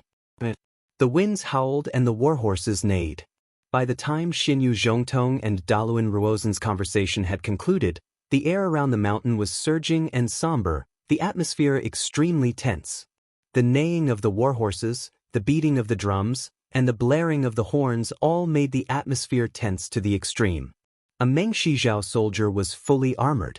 Although his face was shrouded in armor, the clenching of his fingers on his spear betrayed his true emotions. The other soldiers around him were the same. Not far away, the fierce, courageous, and murderous Uzun soldiers were not faring much better. Their incessant blinking of their eyes revealed the unease in the hearts of these soldiers. The powerful Tang dynasty had left an indelible mark on the Uzun. When they were still children, they had heard that the foreign soldiers of the Tang dynasty had once killed their way to the plateau, even getting close to the Great Snow Mountain Temple. But that was a matter from a very, very long time ago, and the emperor of that time had not even been the same. The Uzun soldiers had already forgotten this memory. Just yesterday, they had even been jeering at the Tang people. But the deaths of 50,000 soldiers had caused these eagles of the plateau to once more recall this pain. Although no one believed that the Annam Protectorate could defeat the 500,000 soldiers of the Mengshi Yusang army, there was no question that these people were worthy of respect. Move out! Daluan Ruozen, Huashu Wizang, Mengshi Zhao, and Jelifeng, the 4 commanders of the Mengshi Yusang army, rode in a line. Looking up to the summit, they swiftly gave the order to attack. Kaio! Kaio! The earth quaked as tens of thousands of fully armored soldiers surged toward the last stronghold of the Tang dynasty. Surprisingly, however, the first wave to attack was not the experienced Uzun cavalry, but the soldiers of Mengshi Zhao. Ready! Shields! Following a series of ear-piercing commands, huge steel shields that were as dense as clouds were suddenly raised high into the sky like fish scales, covering the sky. At the same time, the rings of light vibrated. Amidst the rumbling sounds of heavy steel, one after another, war halos shot out from the densely packed large shields. Tenacious halo, defensive halo, black iron halo, tempering halo, charging halo, attack halo. One after another, tens of thousands of halos vibrated and rumbled, connecting into one. In an instant, a huge battle intent erupted from the soldiers of Mengshi Zhao. Above these shield-wielding soldiers, the void distorted and a huge rock appeared, emitting a milky white light. Gradually it appeared. As soon as this huge rock appeared, the entire atmosphere of Mengshi Zhao's army instantly changed. It became much heavier and steadier. White Stone Legion. On the top of the mountain, the wind howled. Wang Chong looked down from above and saw the illusion of a huge white rock slowly appearing above the soldiers of Mengshi Zhao's front line. Wang Chong's expression instantly turned solemn. Jelifeng is very ambitious. He has indeed trained quite a number of troops over the years. The quality of these troops may not be comparable to the Annam Protectorate, but they are very similar in all aspects. White Stone Legion, one of the elite legions trained under Jelifeng. Although Wang Chong had never seen it before, it was a well-known name back then. This army contributed a lot in the Battle of Irai. The White Stone Legion was one of the armies with the largest number of soldiers in Mengshi Zhao. There were no less than 100,000 of them. Rumble! The sky and earth shook. Tens of thousands of Mengshi Zhao's White Stone Legion marched in an orderly manner. They divided themselves into phalanxes and moved slowly but firmly towards the Annam Protectorate from all directions. Seeing this scene, both Wang Chong and the other generals on the top of the mountain could not help but feel their eyelids twitch. Mengshi Zhao's White Stone Legion is almost the same as the Tang dynasty in terms of marching, the use of shields, and the way of marching.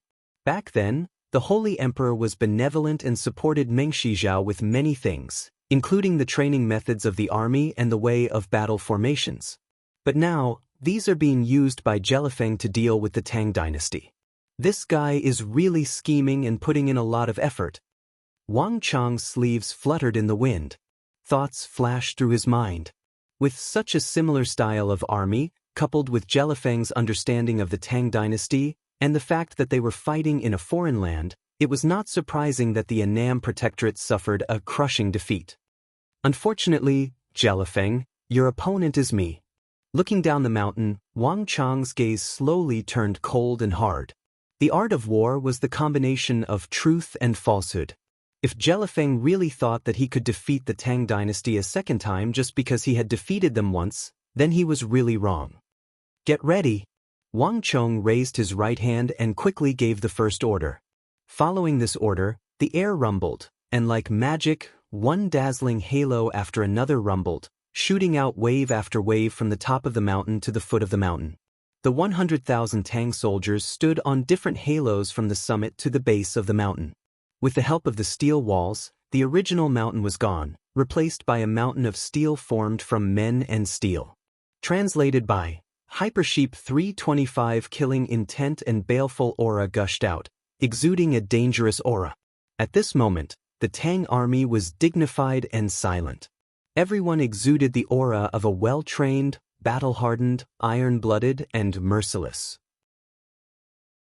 Anyone who saw this army would be able to sense the frightening strength and aura exuding from them. The tens of thousands of soldiers were solemn and motionless, not a single person making a sound. They were as orderly as a single person. The strength and aura of tens of thousands of people gathered together was not something an ordinary army could achieve. At this moment, the Tang army on the 100,000 mountains once more began to show signs of that invincible Tang dynasty army that had once swept through the world. More than 100,000 Annam Protectorate soldiers had died in the Battle of Arai, but not only had the Annam Protectorate not crumbled, it had even gotten stronger. These scoundrels. At the base of the mountain, the Mengshi, Yusang commanders also widened their eyes at this sight. Even though they stood on different sides, they had to admit that the Tang dynasty's systematic training methods had produced soldiers of such high quality that not even the Uzun could compare. If not for the fact that cavalry were inherently superior to infantry and that the Uzun possessed the most cavalry, the Southwestern War would have ended in a completely different way. Fight, fight, fight. A series of deafening roars rang out as orders were issued. Tens of thousands of Whitestone soldiers used their shields as cover and advanced in an orderly fashion. On the summit, the clattering of bows and crossbows could be heard. Unlike the Mengshi soldiers who were rapidly approaching, the Tang soldiers on the mountain remained motionless, as if they were statues. Their cold and bright gazes were focused on the base of the mountain. This combination of movement and stillness placed an even greater pressure on the soldiers. 50 zhang, 40 zhang, 30 zhang, 20 zhang. The atmosphere was tense to the extreme. Whether on the summit or the base of the mountain, all the Tang, Mengshi, or Yusang commanders were focused on the front line. Finally, with this massive explosion, the Whitestone soldiers at the very front finally clashed with the Tang army and began to engage in a chaotic melee. Kaio! Heaven-shaking roars shook the world, rumbling like harvested wheat. The moment the two armies clashed, the soldiers of Meng Shijiao's Whitestone army and the Tang army began to fall like wooden stakes. Chapter 562. Chapter 562, Introduction, Press Forward. Without waiting for the battle to fully unfold, Jelifeng waved his hand, and another wave of Whitestone Legion pressed forward with tens of thousands of soldiers. Shields collided with shields, and the sound of steel colliding with steel rang out. Both sides were densely packed together. Press forward.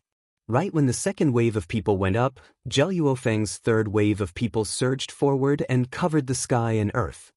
Don't give them a chance to breathe. Duan Wuji, you go up and personally hold the line. Yes, Your Majesty. At Jelifeng's side was a heroic general with a white tasseled spear. He clamped the sides of his horse and immediately leapt forward. It was the commander-in-chief of White Horse Legion, Duan Wuji. Duan Wuji was the younger brother of Meng Shizhao's general Duan Gichuan. He was also the commander-in-chief and valiant general of White Horse Legion. The entire White Horse Legion was trained by him. Sending out Duan Wuji at the beginning of the battle showed how much importance Jelifeng placed on this battle. Bang bang bang bang. The air shook, and the rings of light rumbled. Layers of rings stacked on top of each other, pushing forward continuously.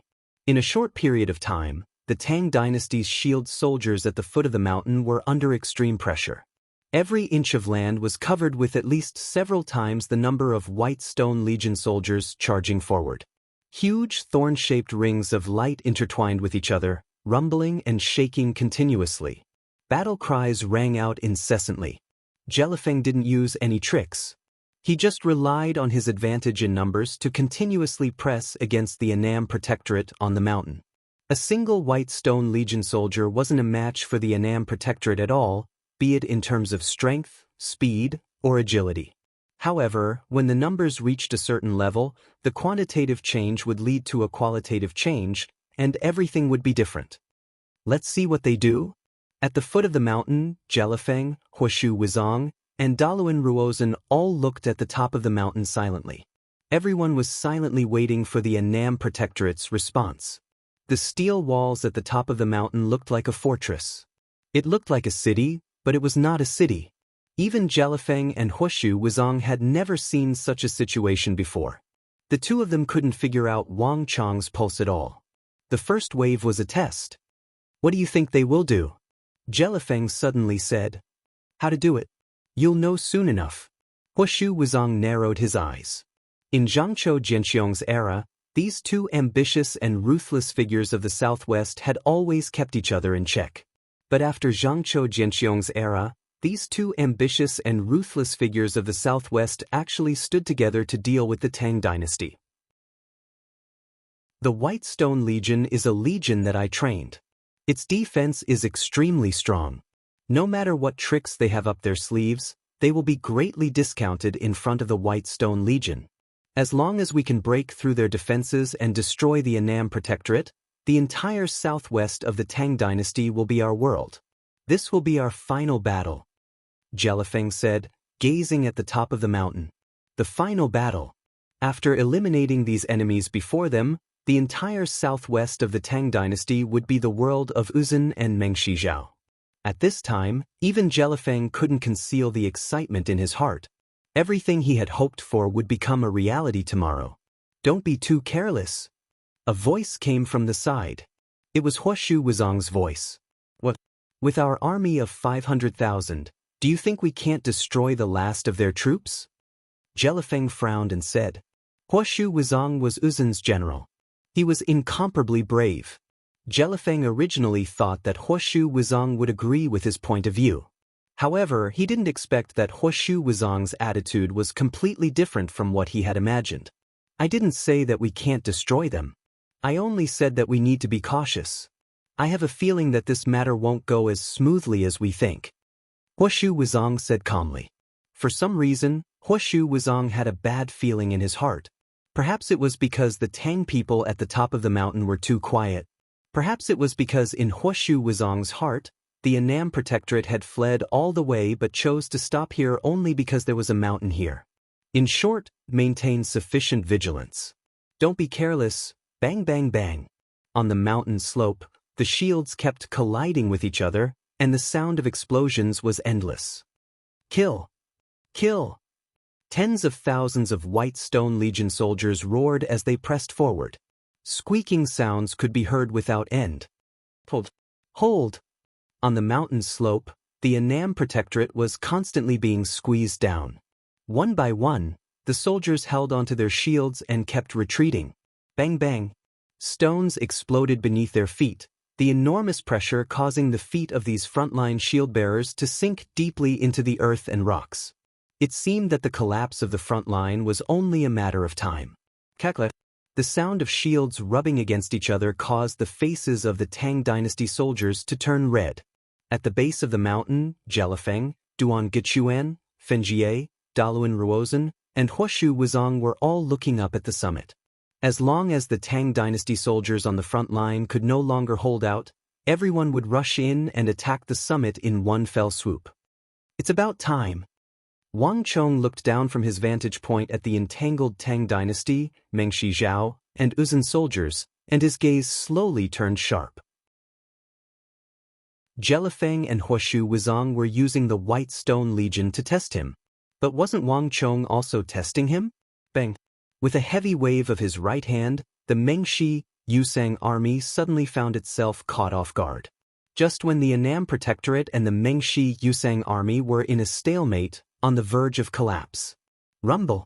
The outermost Annam Protectorate in the first circle suddenly collapsed, tens of thousands of soldiers fleeing in all directions. Buzz! The White Stone Legion soldiers in the innermost circle were all dumbfounded. What's going on here? At the base of the mountain, Jelifeng's expression flickered. Although he had also hoped that the Annam Protectorate would fail, he had not expected such a crushing defeat. This was happening much earlier than he had anticipated. But before he had time to think, the White Stone Legion surged forward. Wait! Jelifeng wanted to say something, but it was too late. The tens of thousands of White Stone Legion soldiers surged forward, throwing their formation into complete chaos. Kill! Kill them! Kill these Tang people, and the southwest will be our world. The sight of the Annam Protectorate being routed on the front lines had everyone going crazy. With the Tang people in the front and the White Stone Legion in the back, it was like a chase. But no one noticed that other than the soldiers on the front lines being routed, all the Tang dynasty soldiers on the summit remained motionless. Begin! He waved his right hand, and before the White Stone Corps soldiers could react, countless Tang soldiers had charged in from the left and right flanks. Boom! Boom! Boom! The first wave to arrive was not the Tang dynasty infantry, but the sound of tens of thousands of ballistae. These ballistae were all hidden behind the steel walls. From the foot of the mountain, no one could see them at all. Before the White Stone Legion could react, cold light flashed in the air, and the ballista bolts, flickering with the cold light of death, swarmed toward them. There wasn't even time to dodge, and the soldiers of the White Stone Corps were cut down one after another like wheat being cut down. The surging stellar energy and the thorny halos could not stop the ballista bolts at all. Screams rang out incessantly as tens of thousands of White Stone Legion soldiers fell in droves. Each ballista bolt pierced through at least 10 to 20 soldiers. Under normal circumstances, these ballistae would not have been able to cause so much damage if they were wielding large shields. But when a group of people swarmed forward, they were so densely packed that it was impossible for them to fall. And the dense crowd allowed the ballista bolts to display their full power. Retreat! Retreat! Run! Ballista bolts! This is an ambush! Everyone retreat!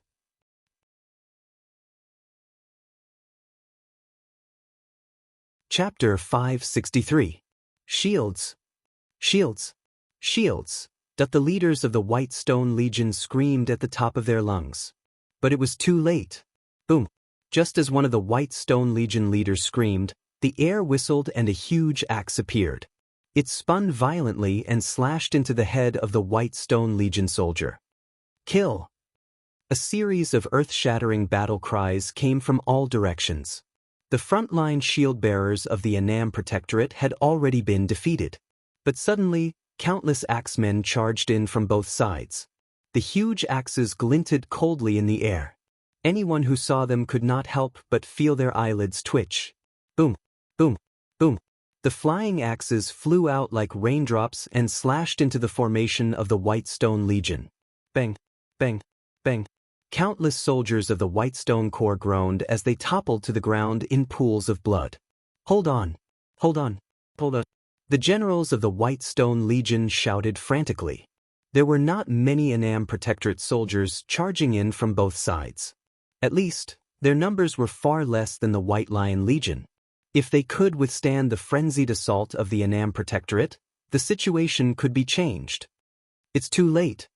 On the mountain peak, Wang Chong looked down from above. His robes fluttered in the wind and his lips curled into a cold smile. The armies of this era were still stuck in the pursuit of numbers. They did not know what the true art of war was. No matter what army, no matter how strong they were, if they only knew how to charge and kill, they were just a motley crew. Against well-trained opponents who advanced and retreated as one, there was no way they could resist. Boom, boom, boom. The short victory on the battlefield quickly turned into a one-sided harvest. Thousands of Annam Protectorate soldiers charged down from the mountain peak. The White Stone Legion soldiers could not withstand them at all. This test was reversed in a short period of time. Retreat. Retreat. At the foot of the mountain, the face of the commander of the White Stone Legion, Duan Wuji, darkened. He had built the White Stone Legion himself, but he had never expected it to end up like this. Pass down my order. Reserve troops, prepare to press forward. Duan Wuji roared in exasperation. But before Duan Wuji could deploy his reserve troops, when the Tang army reached the edge of the mountain, the pursuit came to a sudden halt. Tens of thousands of soldiers seemed to have been frozen. All the soldiers stopped as if there was an invisible line there. Everyone was uniform as if they were one person. The spearmen and axemen were the first to retreat. Behind the army, the previously defeated shield-bearers once again emerged. Clang, clang, clang, clang. Huge metal shields, each taller than a man, once again stood erect like a wall at the foot of the mountain. The shield-bearers were at the front, and the spearmen were at the back. It was as if the battle had never happened.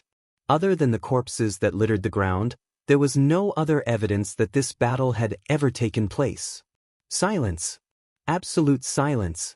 Jelifeng's and Daluan Ruozen's gazes turned nasty as they watched the orderly Annam Protectorate on the slope. On the side, Huashu Wuzong narrowed his eyes, his expression turning grim. In last night's battle, he had been lured away by Wang Chong, and he had sensed Wang Chong's crafty schemes throughout the entire process. Wang Chong's cavalry had never once directly clashed with him. By the time he arrived at the battlefield, the Annam Protectorate had already safely withdrawn. This was Huashu Wuzong's first time seeing Wang Chong's command in a frontal battle. In this battle, neither side had mobilized their entire army. The Mengshi Yusang army had only mobilized a portion of the White Stone Legion, which could not be considered their true strength. But on the summit, the Tang army had only mobilized a portion of the army at the foot of the mountain. From the middle of the mountain up, the rest of the Tang army had not moved. From start to finish, even in the most intense moments of the battle, they had not taken part. There was no question that this probing battle had resulted in a massive defeat for the Mengshi Yusang side. Bastard! Jelifeng stared at the Tang army on the mountain, his entire body trembling in anger. The White Stone Legion was one of the elite forces he had trained, and he had placed high hopes on Duan Wuji. He had never expected them to be so easily defeated, and in front of Daluan Ruozen and Huashu Wuzong. Just what is this bastard doing? Zhou Yuofeng was infuriated. In yesterday's battle, Uzun had lost 2 battles and lost more than 50,000 soldiers. While Jelifeng appeared fine on the surface and pretended not to care, deep inside he was still somewhat disapproving. How was Duan Wuji's current performance any different from Uzun's? In front of Daluan Ruozen and Huashu Wuzong, he had lost all face? Your Majesty, there's no need to be angry. This was only a probing battle. It doesn't mean anything. Daluan Ruozen shook his head and continued. Huashu Wuzong, this is your domain. What say you?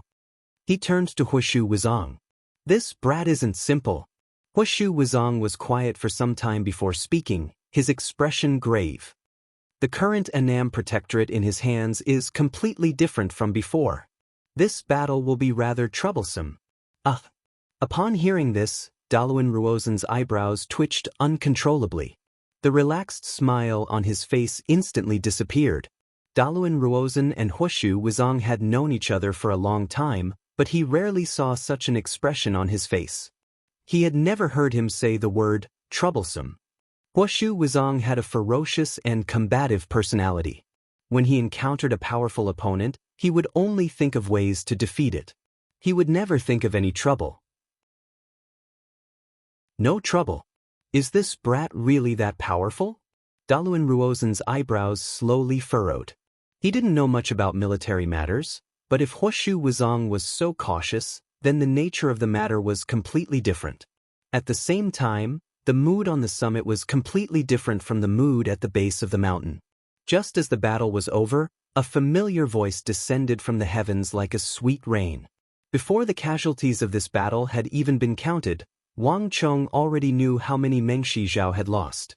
In just a few moments, Meng Shizhao had lost more than 8,000 soldiers. Wonderful! Chen Shusun looked down at the silent Meng Shi Yusang army with an excited expression. It was no wonder that Chen Shusun found it difficult to maintain his composure. In this battle, Meng Shizhao and Uzun had come with a torrential momentum. Their army of 500,000 covered the mountains and plains, exerting an enormous pressure. Although no one said anything, everyone, including Chen Shusun, felt the pressure weighing down on them. The Annam Protectorate had failed far too many times in the southwest. This battle was extremely important. If they failed in the first round, not only would the Mengshi Yusang army advance, the morale of the Tang dynasty would also crumble. They were already at an absolute disadvantage in terms of numbers. If they failed in the first round, the morale of the army would be dealt a fatal blow. But as long as they could win, their mentality would be completely different. The two commanders of the army, Xinyu Zhongtong and Wang Yan, had remained unmoved. Half of the army had not participated in the battle, and this in itself was a manifestation of their strength. Wang Chong only faintly smiled, saying nothing. This was just the first test. It wasn't much at all. Glass, just a little bit more. This thought flashed through Wang Chong's mind as he looked down the mountain. Chapter 564. Pass on my order. Tell them not to get careless. This is only a test. The battle is still far from beginning. Wang Chong said. The first battle was extremely important, directly affecting the morale of the army. They had always been lacking in numbers, and if morale was lacking, the battle would truly be lost before it had even begun. But 8,000 some soldiers were nothing. Compared to the 500,000 soldiers of the Mengshi Yusang army, this was truly a drop in the bucket. To the menacing Mengshi Yusang army, it wasn't even enough to float a bubble. In addition, don't get careless. Uzun and Meng Shizhao have imperial great generals on the level of Hoshu Wuzong and Duan Gichuan commanding them, and they have yet to move out. Yes, young master. Your subordinate understands. I will pass on young master's order. Chen Shusun bowed, a serious expression on his face. The 500,000 soldiers of the Mengshi Yusang army and the two great generals that had yet to move out, Hoshu Wuzong and Duan Gichuan, meant that the situation of this battle was truly grim, far from being optimistic. It's about time. Pass on my order. Prepare to carry out the second plan. It's about time for Jelifeng and Daluan Ruozhen to move out. Wang Chong looked down at the slightly disorderly Mengshi Yusang army and suddenly said, in the fierce winds, the mood on the battlefield was far more intense than anyone had imagined. Jelifeng and Daluan Ruozhen had moved far faster than anyone had imagined. Everything was as Wang Chong had predicted. 8,000 some casualties truly were not a serious blow to the Mengshi Yusang army of 500,000. Get ready. Jelifeng's expression was extremely cold. Tell Duan Wuji to have all the soldiers of the White Stone Legion throw in the battle. The entire Annam Protectorate doesn't even have 100,000 soldiers left. I don't believe that my 100,000 White Stone Legion can't open a gap in the Annam Protectorate. Yes, your subordinate will go. Wait. Tell Duan Wuji that this time, I want him to lead the army and be the commander. Jelifeng said coldly. More than 70% of the Annam Protectorate's forces had not been mobilized at all. Only a small portion of the forces stationed at the foot of the mountain had been mobilized. Under such circumstances, Duan Wuji still failed in front of everyone. It was a crushing defeat. Jelifeng was obviously extremely dissatisfied. Tell Duan Wuji that if the communists retreat, do not recklessly follow them. Unless we can confirm that the Tang army is truly routed. Suddenly, a cold and emotionless voice rang in everyone's ears. Yes, my lord. Hearing this voice, the others didn't react, but the guard who passed the order stiffened. He quickly put his hands together and bowed respectfully. He seemed to be very afraid. Along with that voice, the surrounding temperature also dropped significantly. This Duan Gichuan has quite a good eye. He's hit the nail on the head. Not far from Jelifeng, no one noticed a strange light flash through the eyes of Daluan Ruozhen and Huoshu Wuzong. This youth of the Tang dynasty called Wang Chong used a military strategy that was completely different from the other military commanders they knew of. A battle between two armies was a contest of spirit and courage, a contest of who could break through the defenses of the other side. This sort of method of intentionally showing weakness and retreating in order to advance was completely unheard of and unseen. Even Daluan Ruozhen and Huoshu Wuzong, who were ambitious and ruthless figures of the southwest, had never seen such a thing before.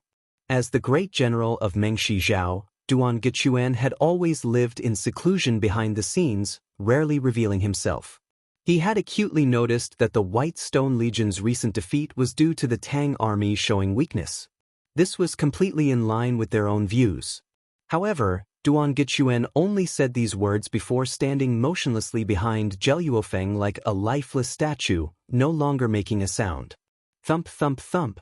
As the war drums rumbled, the vast sea of Mengshi Zhao soldiers at the base of the mountain began to move as well.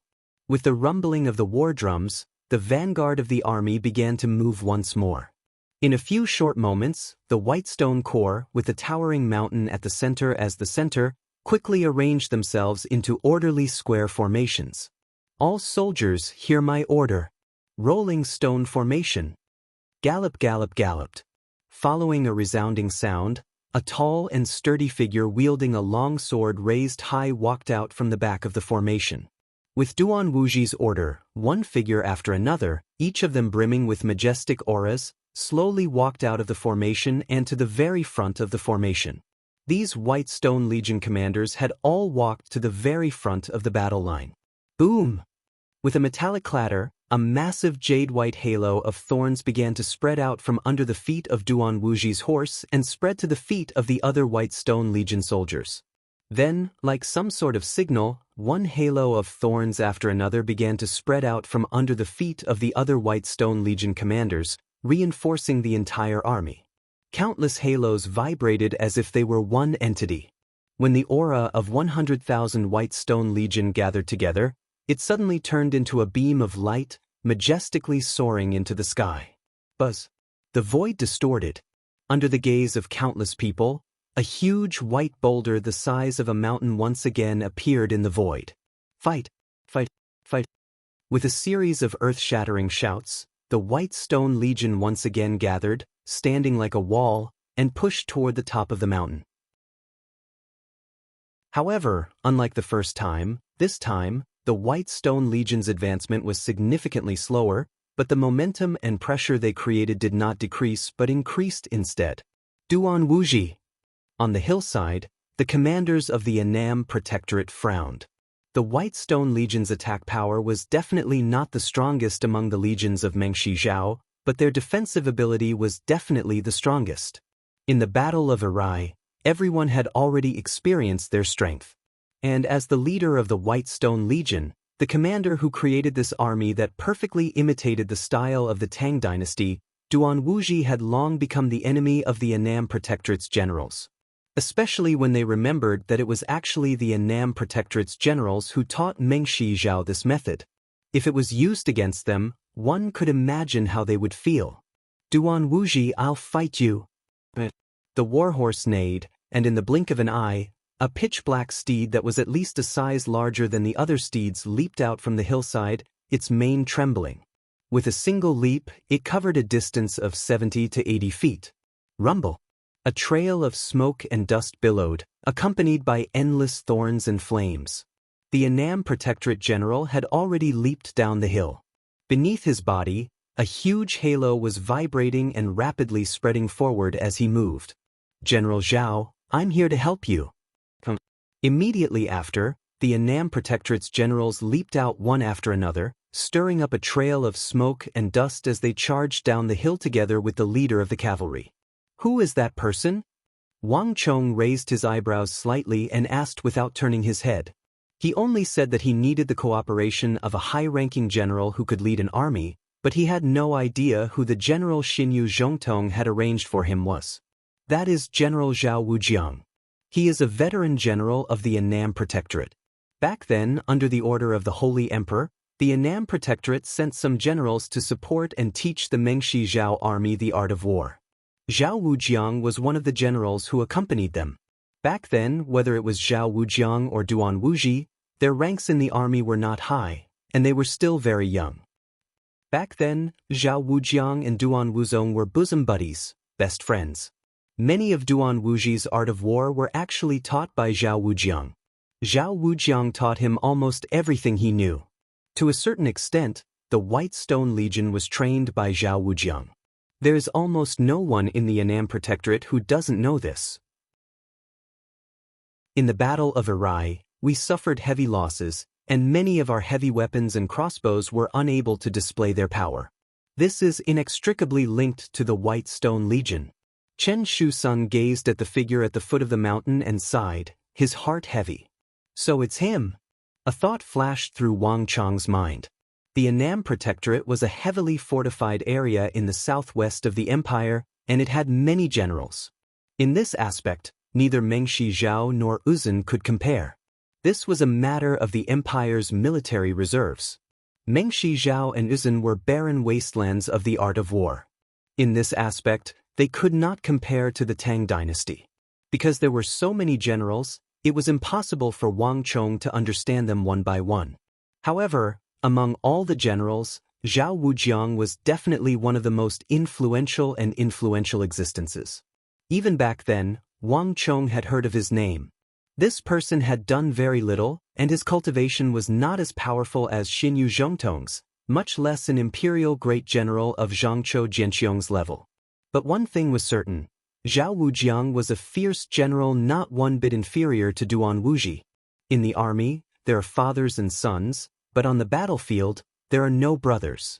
Zhao Wujiang and Duan Wuji were once good brothers, but they single-handedly brought about the current situation of the Tang dynasty in the southwest. Now that Duan Wuji has appeared, he truly is more than enough to hold the line. Wang Chong quietly said to himself, the art of war was like the art of chess. Soldier against soldier, general against general. Wang Chong had no understanding of Zhao Wujiang's abilities, nor had he ever interacted with him before.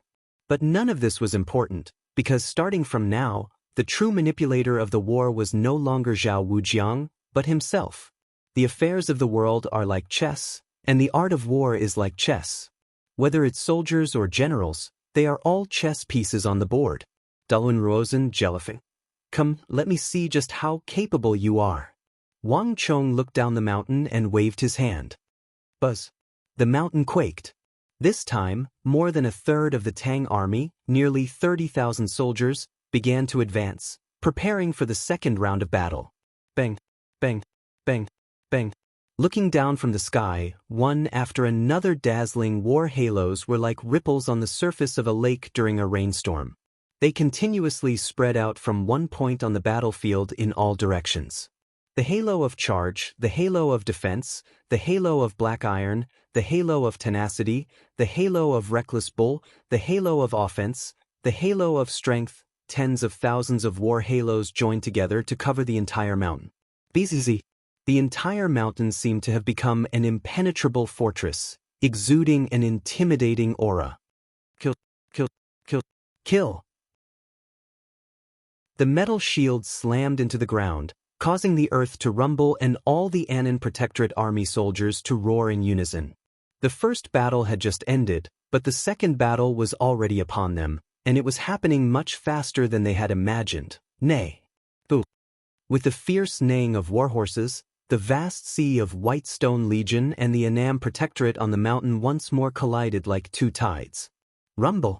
The moment the two armies collided, the entire earth began to groan. This did not seem like a battle between two armies, but more like a clash between two prehistoric beasts. Chapter 565. On the fierce battlefield, the strength of an individual had been weakened to the extreme.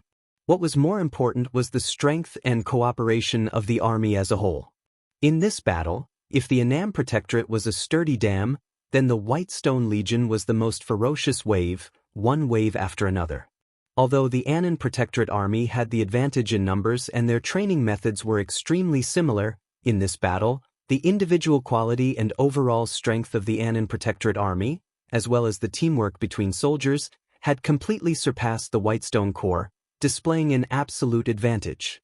Going up and down the slope, the tens of thousands of Tang soldiers, with the help of the steel walls that Wang Chong had brought, were perfectly distributed across the mountain range, displaying an unbelievable defensive strength. On the battlefield, it often required 3 or more soldiers of the Whitestone Legion to put pressure on a Tang army. If they wanted to break through, they would need even more troops. On the plains, this sort of fighting strength was simply unimaginable. General has ordered that no one dares to retreat. Behead without exception. General has ordered that for every enemy killed, 10 taels of gold will be rewarded. For killing 10 enemies, you will be rewarded with the title of nobility and your heirs will be protected.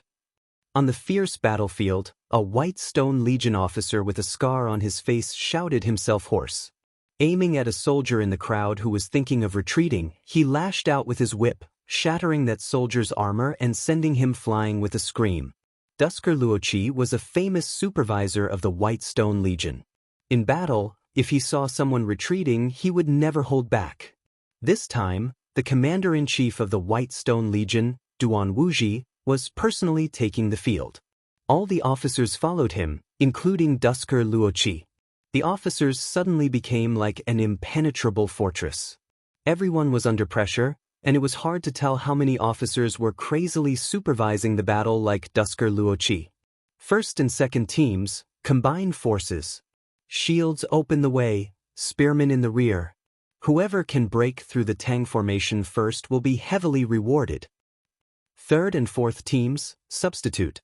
Don't retreat. His Majesty is supervising the battle from behind. Whoever dares to retreat will have their entire family executed. They're just putting on a brave front. They're no match for us. We know all of their training. If we can defeat them once, we can definitely defeat them twice, or even thrice. 100,000 soldiers. 100,000 soldiers. Our Whitestone Legion has 100,000 soldiers while the Tang regiments on the mountain range only have 100,000 at most. We don't believe that we can't break through their defense line with so many people. Charge. Charge. Steady. Hold on. All the generals of the Whitestone Legion were supervising the battle from the front. Thorny halos flashed in the sky one after another. Unlike the first wave of attack, the Whitestone Legion went all out this time. Compared to the frequent movements of the Whitestone Corps, the Annan Protectorate army was far less complicated. Giant shield formation. Spearmen, get ready. Ready for battle at any time. As the model for the Whitestone Legion, the Annam Protectorate was far less complicated. If the Tang dynasty claimed to be number 2 in infantry battles, no one in the world would dare claim to be number 1. In this aspect, they didn't even need much guidance from Wang Chong. Not bad. On the summit, Wang Chong nodded to himself at this sight. The Annam Protectorate had always been a well-trained army, and the Battle of Irai had eliminated many of the weaker soldiers, leaving behind only the elite of the elite. The greatest advantage of this elite was their individual strength, rich battlefield experience, and proficiency in teamwork. Most importantly, they had a strong ability to execute battle tactics. In the entire world, there was no general who didn't need subordinates that could command such a well-trained, highly capable, and elite army. Wang Chong had always believed in one thing: the quality of an army was first and foremost, and only quantity could be ensured. But if he could only choose one of the two, a well-trained and high-quality army was the best choice. Whether it was logistics, fighting power, or the pressure on the empire, they could all be minimized. In the entire world, the Anxi Protectorate army commanded by Gao Xianji and Feng Changqing, the twin paragons of the empire, is the strongest. It only has around 30,000 soldiers, but they are armed to the teeth with ballistae and weapons. Moreover, these 30,000 soldiers can be mounted on foot, and each soldier has a warhorse. Most importantly, they often cooperate with the cavalry of the kingdoms of Anxi, so they are extremely familiar with the tactics of nomadic tribes. Together with the elite, valiant, and strongest soldiers of the empire, the 30,000 regular soldiers, the 20,000 reserve soldiers in the rear of the Chishi Desert, and the more than 100,000 soldiers from the small kingdoms of the western regions that obey the orders of the Tang dynasty, this army is completely capable of intimidating the hundreds of thousands of enemy soldiers. It's undeniable that the Anxi Protectorate army is the strongest in terms of fighting power. But below the Anxi Protectorate army, it's probably not much inferior to the Big Dipper army commanded by Geshu Han of Longxi. Wang Chong quietly said to himself. Geshu Han's Big Dipper army was so powerful that it had stopped countless attacks from the Uzun Empire. Yet the mighty Uzun Empire had been unable to do anything to him, unable to advance east even when Geshu Han was standing in its way. One could easily imagine the strength of the Big Dipper army. Of all the protectorate armies of the Tang dynasty, only the Annam Protectorate had the fewest battles. For this reason, the Annam Protectorate was the weakest of all the protectorates. But after the Battle of Irai, the 180,000 soldiers of the Annam Protectorate had been eliminated, and the remaining 60,000 had become the elite of the elite. Their fighting power had risen instead of falling. A single person could command 60,000 of the purest Annam Protectorate elites, add on the thousands of Annam Protectorate generals, and add on the 2 fierce generals of his father and Xinyu Zhongtong. This was an extravagant dream that Wang Chong had never dreamed of. In the War of the Southwest, he could still maintain such a complete army. This was something that Wang Chong had never dared to imagine before. Daluan Ruozhen, Huashu Wizang, Jelifeng, Duan Gichuan. As long as I am here, you will never be able to cross this mountain. And you will never be able to wreak havoc in the Southwest like you did in the past. Ambition comes with a price, and the greater the ambition, the greater the price. Now, it's time for you to pay that price. Let us see just who will be the final victor of the Southwest. Wang Chong's robes flapped in the wind as he looked down the mountain, a harsh light in his eyes. Rumble! With a heaven-shaking boom, a white figure, man and horse, flashing with thorns, slashed into the Annam Protectorate's defense line like a massive sword. Aya! With an earth-shattering explosion, the giant metal shield as well as the shield-bearers and spear-bearers behind it were all sent flying like kites with their strings cut. The great Tang defense line that had held out for so long had been broken in a flash. All soldiers charge. Chapter 566. With Duan Wuji personally leading the charge, the White Stone Legion was completely different from before. Compared to before, the destructive power and charging power they displayed were completely different. I don't believe that 100,000 White Stone Legion can't break through the camp of these defeated generals. Everyone follow me. Whoever dares to retreat will be executed without exception. Duan Wuji waved his long sword. Behind him, all the personal guards of the White Stone Legion formed a dense formation and surged forward like the tide. In front of Daluan Ruozhen and Huashu Wizang, he was easily defeated by the Tang dynasty and reprimanded by Jelifeng. Duan Wuji's heart was filled with arrogance and anger. Kaboom! Duan Wuzong's dantian trembled, and the rolling gang qi transformed into millions of propitious qi that shot out. Duan Wuzong sat on his divine chariot and raised his long sword. The void behind him changed, and a Buddha holding a medicine basket appeared. Bang bang bang! The void trembled and balls of light shot out from the surroundings of the son of Buddha. The light changed and turned into a medicinal pestle, a medicinal pot, a medicinal stone, a medicinal bottle, a medicinal vat, and many other kinds of instruments. It was the Medicine King of Irai legend. The religion of Irai's sixth Zhao was completely different from that of the Central Plains. Everything had its own system. The Medicine King was the medicine god and the god of strength of Irai. Duan Wuji cultivated the Medicine King, and everyone in Mengshi Zhao knew about it. Kaboom! Duan Wuji activated the Medicine King, and a huge halo of thorns surged, with Duan Wuji as the center, constantly vibrating and rotating. In an instant, the earth and mountains shook. Duan Wuji's robes fluttered, and the hair on his temples fluttered. In an instant, a majestic, storm-like aura exploded from his body. Boom! The halo shook lightly, and within a radius of more than 10 zhang, all the shield soldiers of the Annam Protectorate had their bones broken, and like kites with their strings cut, they flew in all directions. Everyone advance! With Duan Wuji at the center, and all the White Stone Legion generals supporting him, the entire legion was like a giant spider web, and they rolled toward the summit.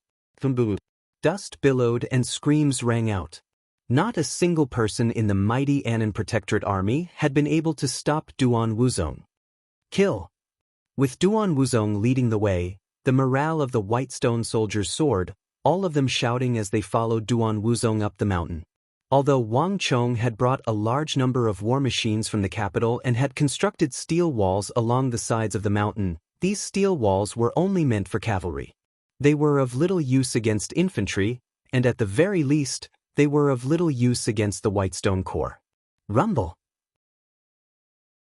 Like a breaching dam, a gap appeared in the impregnable Tang Dynasty defense line, and under Duan Wuji's lead, this gap continued to grow. Not bad. Uncle Duan is truly doing his best. At the base of the mountain, Crown Prince Fenjie watched the battle on the summit, a hint of surprise in his eyes. Behind him, Jelifeng, Duan Gichuan, and the others also nodded their heads. It's better to provoke the general into action than to invite the general, was one of the most ancient proverbs of the art of war. With Duan Wuji personally taking the field, the White Stone Legion's performance was on a completely different level. The White Stone Legion truly does have some strength. Although they can't compare to Uzun's cavalry, they're still an elite force to be reckoned with. On the other side, Daluan Ruozhen and Huoshu Wuzong said nothing, but they inwardly nodded in agreement. Daluan Ruozhen and Huoshu Wuzong had not witnessed the Battle of Arai, only learning of the result after the battle. In truth, when the news of the defeat of the Annam Protectorate arrived, the two of them had been rather surprised. There was no doubt that the Mengshi Zhao Empire under Jelifeng's rule was completely different from any other time. The fighting strength they displayed was ample proof of this point. Ruer. Kaio. Follow the general and kill all the Tang people. All the soldiers of the White Stone Legion seemed to have been injected with a shot of adrenaline, roaring as they charged up the mountain. On the slope, the Tang dynasty was in an extremely bad situation. This was different from the first time.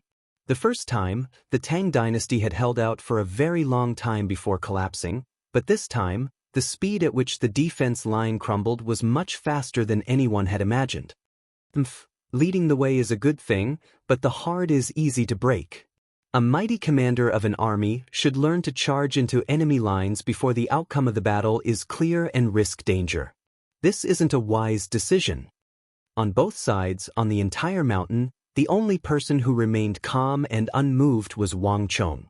Duan Wuji had led the way, raising the morale and drive of the White Stone Legion. It was an astonishing sight, but in Wang Chong's eyes, it wasn't even worth a glance. All he has is courage and strength, but no foresight. This Duan Wuji can't even be considered a third-rate general. Wang Chong quietly said to himself.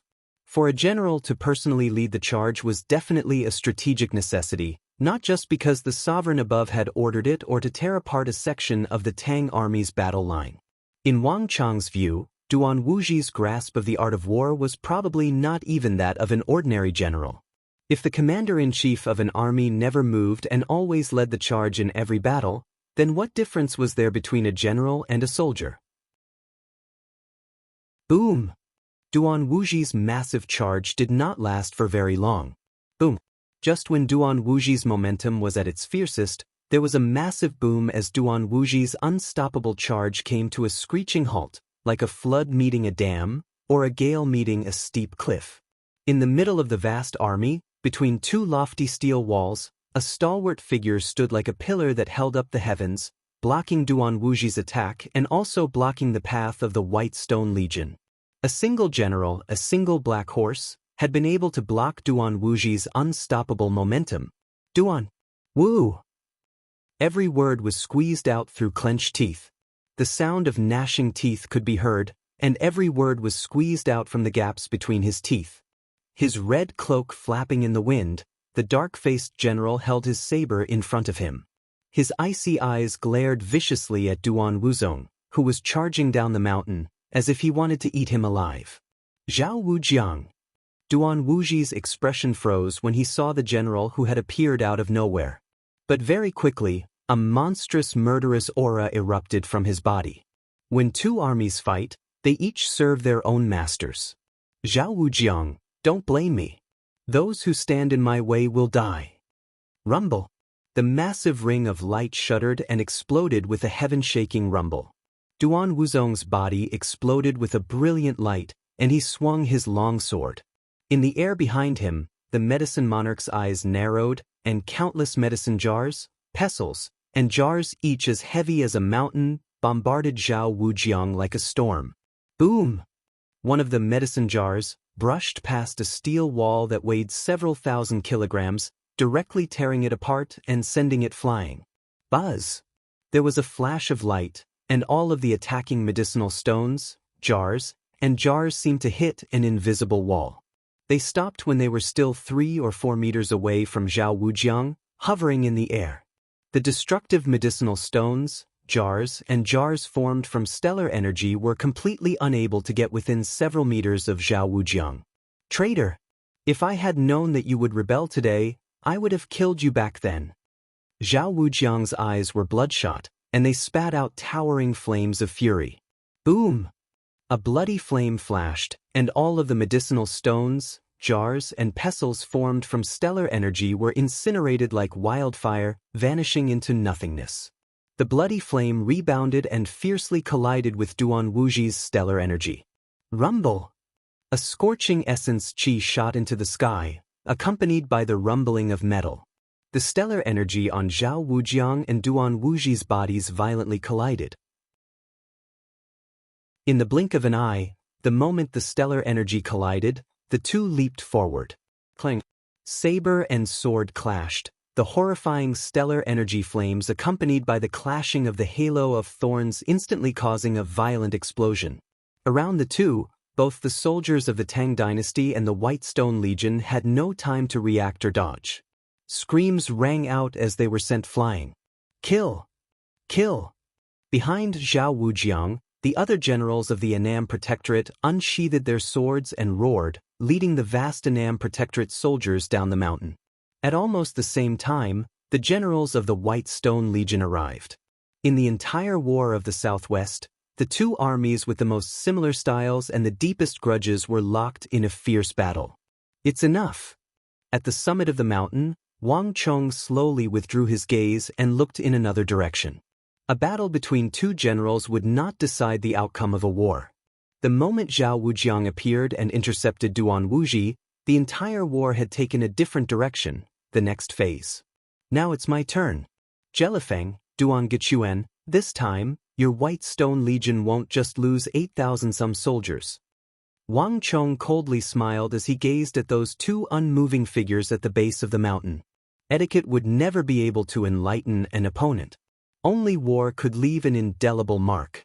The empire's southwest had already paid a heavy price in the early stages, and now, it was finally time for them to pay the price for their actions.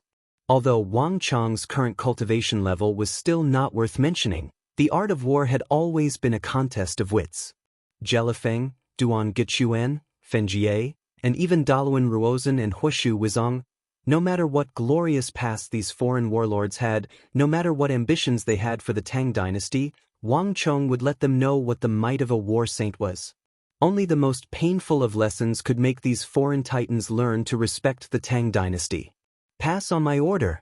Begin the operation. Wang Chong waved his right hand, waving the command flag. Chapter 567. Boom! The blood-red banner fluttered above the summit and then suddenly fell. A moment later, the mountain slopes suddenly changed. The Annam Protectorate, which had been desperately resisting, suddenly relaxed, like a bowstring that had been pulled taut to its limit and then suddenly lost its strength. In a flash, all the White Stone Legion soldiers, except for Duan Wuji's line of defense, subconsciously gave chase. Not good. Duan Wuji's eyes and ears were focused on all directions. When he saw this out of the corner of his eye, his eyelids suddenly twitched. At any other time, he would have had enough time to stop this. But at this time, Duan Wuji had only just opened his mouth to speak when a blood-red light washed over him. A massive saber slashed down with destructive energy, cleaving the heavens and splitting the earth. Rumble. Stellar energy vibrated as the two tyrannical energies collided, transforming into a sharp pillar of energy that was several zhang thick. The order that Duan Wuji had been about to spit out was instantly swallowed by Zhao Wujiang's saber. Retreat immediately. Don't pursue. At the base of the mountain, Crown Prince Fenjie trembled as he saw this scene. His heart filled with panic, he involuntarily took a few steps forward. It was only when the cold wind blew that he realized what was happening. The battle cries on the summit shook the heavens, so how could he hear his own voice? Oh no! The same thing is happening again. It's this move again. At the base of the mountain, Daluan Ruozhen and Huoshu Wuzong also paled. If they remembered correctly, not too long ago, the Annam Protectorate had used this exact same move to defeat the White Stone Legion. Kill! Kill! With the general holding the fort, the Annam Protectorate can't hold on much longer. The White Stone Legion soldiers at the back had no idea what was happening in front of them. They only felt that the space in front of them had loosened and immediately squeezed through. The brilliance of Wang Chong in choosing this mountain to fight the final battle was once again reflected. The incline of the slope, coupled with the layers of steel walls covering the surface of the mountain, greatly limited the vision of the soldiers at the rear, making it impossible for them to discover the battle situation in front of them in a timely manner. Furthermore, Wang Chong had changed his tactics slightly. Boom! A group of people swarmed forward, and the originally orderly formation was once again thrown into disorder. Duan Wuji's suppressive effect immediately disappeared. Kill. On the top of the mountain, the spearmen and axemen of the Annam Protectorate formed a tight formation. When the White Stone Legion's front line fell into chaos, they stood like a wall and quickly charged over. Clang, clang, clang. The sound of metal clashing rang out incessantly, and waves of miserable screams resounded through the clouds. An army that fought on its own, without any organization or formation, was like a mass of loose sand. In front of a regular army, it was completely vulnerable. Poof, poof. Cold spears pierced through the chest and out the back. In an instant, the soldiers of the White Stone Legion could not dodge in time and fell one after another. 1, 2, 3, 4, 10, 100, 1,000. In the blink of an eye, thousands of soldiers of the White Stone Legion had fallen one after another. In front of the Annam Protectorate, the chaotic soldiers of the White Stone Legion could not resist at all. All troops in the rear, press forward with all your strength. All troops in the front, hold down the front line. Without orders, no one is allowed to pursue the enemy. Boom! In a flash, Duan Wuji fiercely pushed back Zhao Wujiang with a single slash of his sword. With a turn, he pulled away, and his entire face turned green. Before the battle, he had already planned to guard against this move of the Annam Protectorate, but he did not expect that even though he was prepared, he still fell for it. Boom! In a flash of bloody light, Zhao Wujiang's saber energy followed. Duan Wuji only had time to give this order before he was once more swept up by Zhao Wujiang's saber energy. Duan Wuji, you still have time to give orders? You should take care of yourself first. Take a strike from me. Damn it, Zhao Wujiang, do you think you can hold me down like this? I want you dead. Duan Wuji's furious roars reached the heavens. But no matter how angry he was, the moment Wang Chong had sent out Zhao Wujiang, his advantage had been completely nullified. But even so, Duan Wuji's order had still been effective. The White Stone Legion had learned everything from the Tang Dynasty and the Tang Protectorate Army. In terms of carrying out orders, they were not much inferior to the Tang Dynasty. Rear troops follow. Advance in force. Front troops pull back. Hold the line. Anyone who dares to charge into the formation will be immediately executed. Hurry! Anyone who dares to slack off will be dealt with according to military law. Hundreds of White Stone Legion officers revolved around Duan Wuji's order, and orders were quickly passed down through these leaders of the White Stone Legion. In a few short moments, the White Stone Legion was divided into two groups, using the crumbling front line as a base. The crumbling White Stone Legion soldiers on the front line were cut off, and in the rear, the White Stone Legion quickly formed a new line of defense. Behind them, layers upon layers of White Stone Legion soldiers pressed forward. In the face of the 100,000 White Stone Legion soldiers, the previous wave of dispersal was completely insignificant. Duan Wuji has already grasped the essence of commanding troops. This is no longer a simple imitation, but a true grasp of the art of changing formations, forming his own style. It seems that in the many years that Jelifeng has ruled the 6th Zhao of Irai, he truly has carried out many bold and decisive reforms. At the very least, Mengshi Zhao truly does have the strength to challenge the Annam Protectorate. Wang Chong stood on the summit, looking down at the soldiers of the White Stone Legion as they swiftly restored order and stabilized the front line. He couldn't help but nod to himself. Even as an enemy, Wang Chong had to admit that Jelifeng's rule over the 6th Zhao of Irai and Mengshi Zhao's empire to this extent had not been a fluke. The White Stone Legion led by Duan Wuji had caused great damage to Xinyu Zhongtong's Annam Protectorate in the Irai Plains. This was definitely not a coincidence.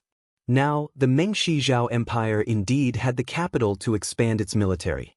At the very least, in this wave of attack, the White Stone Legion was able to decisively abandon a portion of its soldiers and rebuild a new front line in a short period of time. This made the early tactical advantage of the Annam Protectorate disappear. This was not something that any legion could easily do. But unfortunately, it's still useless. Wang Chong sneered, made a hand gesture, and conveyed another order. The blood-red flag once again danced on the summit. Bang bang bang. All the soldiers of the White Stone Legion who had fallen into chaos and were abandoned were harvested, one by one, falling down like wooden stakes. With a roar, the sabersmen, spearmen, and axemen retreated while the shieldsmen charged forward. From the middle of the mountain, tens of thousands of Annam Protectorate soldiers once more charged at the White Stone Legion. But from the middle of the mountain up, the entire Annam Protectorate remained motionless. Xinyu Zhongtong, Wang Yan, Chen Shusun, and all the high-ranking officers of the Annam Protectorate, except for Zhao Wujiang, stood motionless from the middle of the mountain to the summit. It was like this battle had nothing to do with them. Kill! Kill! The countless Annam Protectorate soldiers once more charged at the formation of the White Stone Legion. Pressing, constantly pressing. The same scene repeated itself as tens of thousands of Great Tang soldiers continued to charge forward. Without Duan Wuji, the White Stone Legion could no longer pose a fatal threat to the Annam Protectorate. Bang! As the Annam Protectorate and the White Stone Legion charged at each other, the pressure and entanglement reaching their limits, the same thing happened once more. Retreat! Hurry and retreat! Caught off guard by the White Stone Legion, the Annam Protectorate at the very front suddenly began to retreat. And then, the strangest thing happened. The tens of thousands of soldiers of the White Stone Corps subconsciously chased after Wang Chong like a heavy fist striking the air. In just a few seconds, the orderly and disciplined White Stone Legion once more fell into the same chaos. Daluan Ruozhen, Huoshu Wizang, Jelifeng, Duan Gechuan, Fenji. Right under the eyes of these formidable powerhouses of the southwest border, the White Stone Legion, under Wang Chong's command, once more fell into the same chaos and predicament. At this moment, let alone these foreign powerhouses like Jelifeng and Huoshu Wizang, even the motionless Xinyu Zhongtong and Wang Yan on the summit of the mountain sucked in a deep breath. Duan Wuji was already doing his utmost to avoid being seduced by Wang Chong and falling into the same predicament. All the commanders of the White Stone Legion were also doing their utmost to maintain order, but in the blink of an eye, the entire White Stone Legion was once more being played around in the palm of Wang Chong's hand. This kid, Duan Wuji, is simply not his match. He's completely being played around in the palm of his hand. At the base of the mountain, in the battle formation, Daluan Ruozhen had at some point stopped gently waving the fan in his hand. The corners of his mouth, which had always been calm and carefree, slowly tightened into a solemn expression. "I'm afraid I've underestimated this kid." This was the only thought in Daluan Ruozen's mind at this moment. All of Wang Chang's previous battles were meaningless to Daluan Ruozen, because he had never seen them at all. What he had really seen were the 3 battles between Wang Chong and the White Stone Legion. The first 2 battles did not leave too deep an impression on Daluan Ruozen. At most, he discovered that Wang Chong had some talent. But when it came to the 3rd time, when it was the battle before his eyes, the feeling was completely different. No matter whether Duan Wuji was willing or not, no matter how hard the White Stone Legion generals worked, no matter how good their teamwork was, no matter how much the White Stone Legion had gone through, in front of the youth called Wang Chong at the top of the mountain, it was not worth mentioning at all. A casual and simple order from Wang Chong had rendered Duan Wuji and the White Stone Legion generals' efforts to naught. No matter how much vigilance and preparation the White Stone Legion soldiers had in their hearts, in front of the Annam Protectorate, they were completely unable to resist and once again fell into a trap. What a terrifying attainment in the art of war. This youth called Wang Chong is probably even more troublesome than we imagined. He will become the greatest obstacle for our Uzun Empire in the southwest. As this thought flashed through his mind, Daluan Ruozen's brows suddenly furrowed deeply. He never frowned easily, but now, everything had changed. Chapter 568. Thump Thump Thump. While Daluan Ruozen, Huoshu Wuzong, and the others were still in shock at the tactics and strategies displayed by the Tang troops on the summit, Wang Chang's tactics had already produced an immediate effect. Thump Thump Thump. Dense ranks of Tang troops charged down from the summit. The scene of harvesting like wheat once more appeared. One after another, the soldiers of the White Stone Legion screamed as they fell to the spears of the Annam Protectorate. "Kill! Don't be afraid of them." The eyes of some of the valiant White Stone Legion soldiers turned blood-red as they roared and attempted to charge forward, fighting for their lives with the soldiers of the Annam Protectorate. But in a flash of light, swoosh swoosh whoosh, sabers and swords stabbed at them from all sides, stabbing through their chests and emerging from their backs.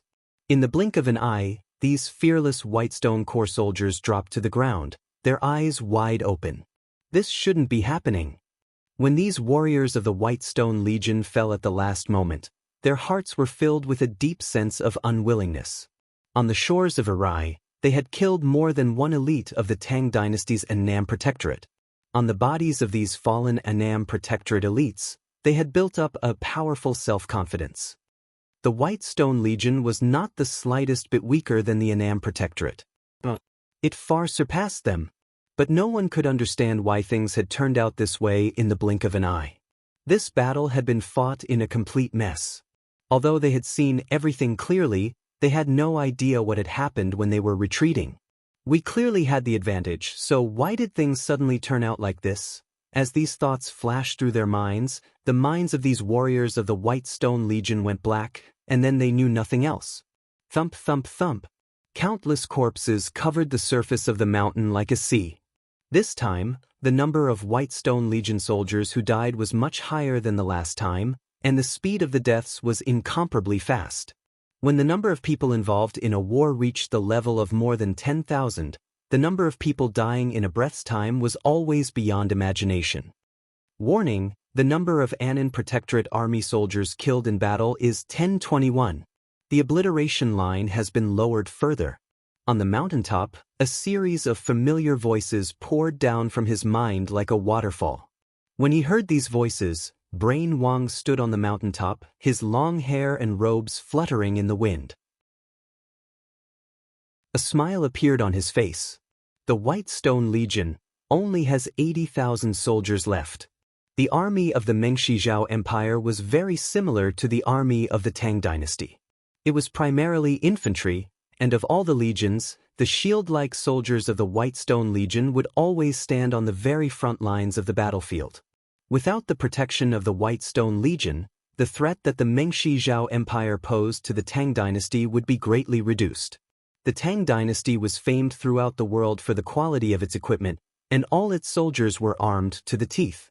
Without the existence of the White Stone Legion, the Tang dynasty's superiority in equipment would be able to be quickly displayed.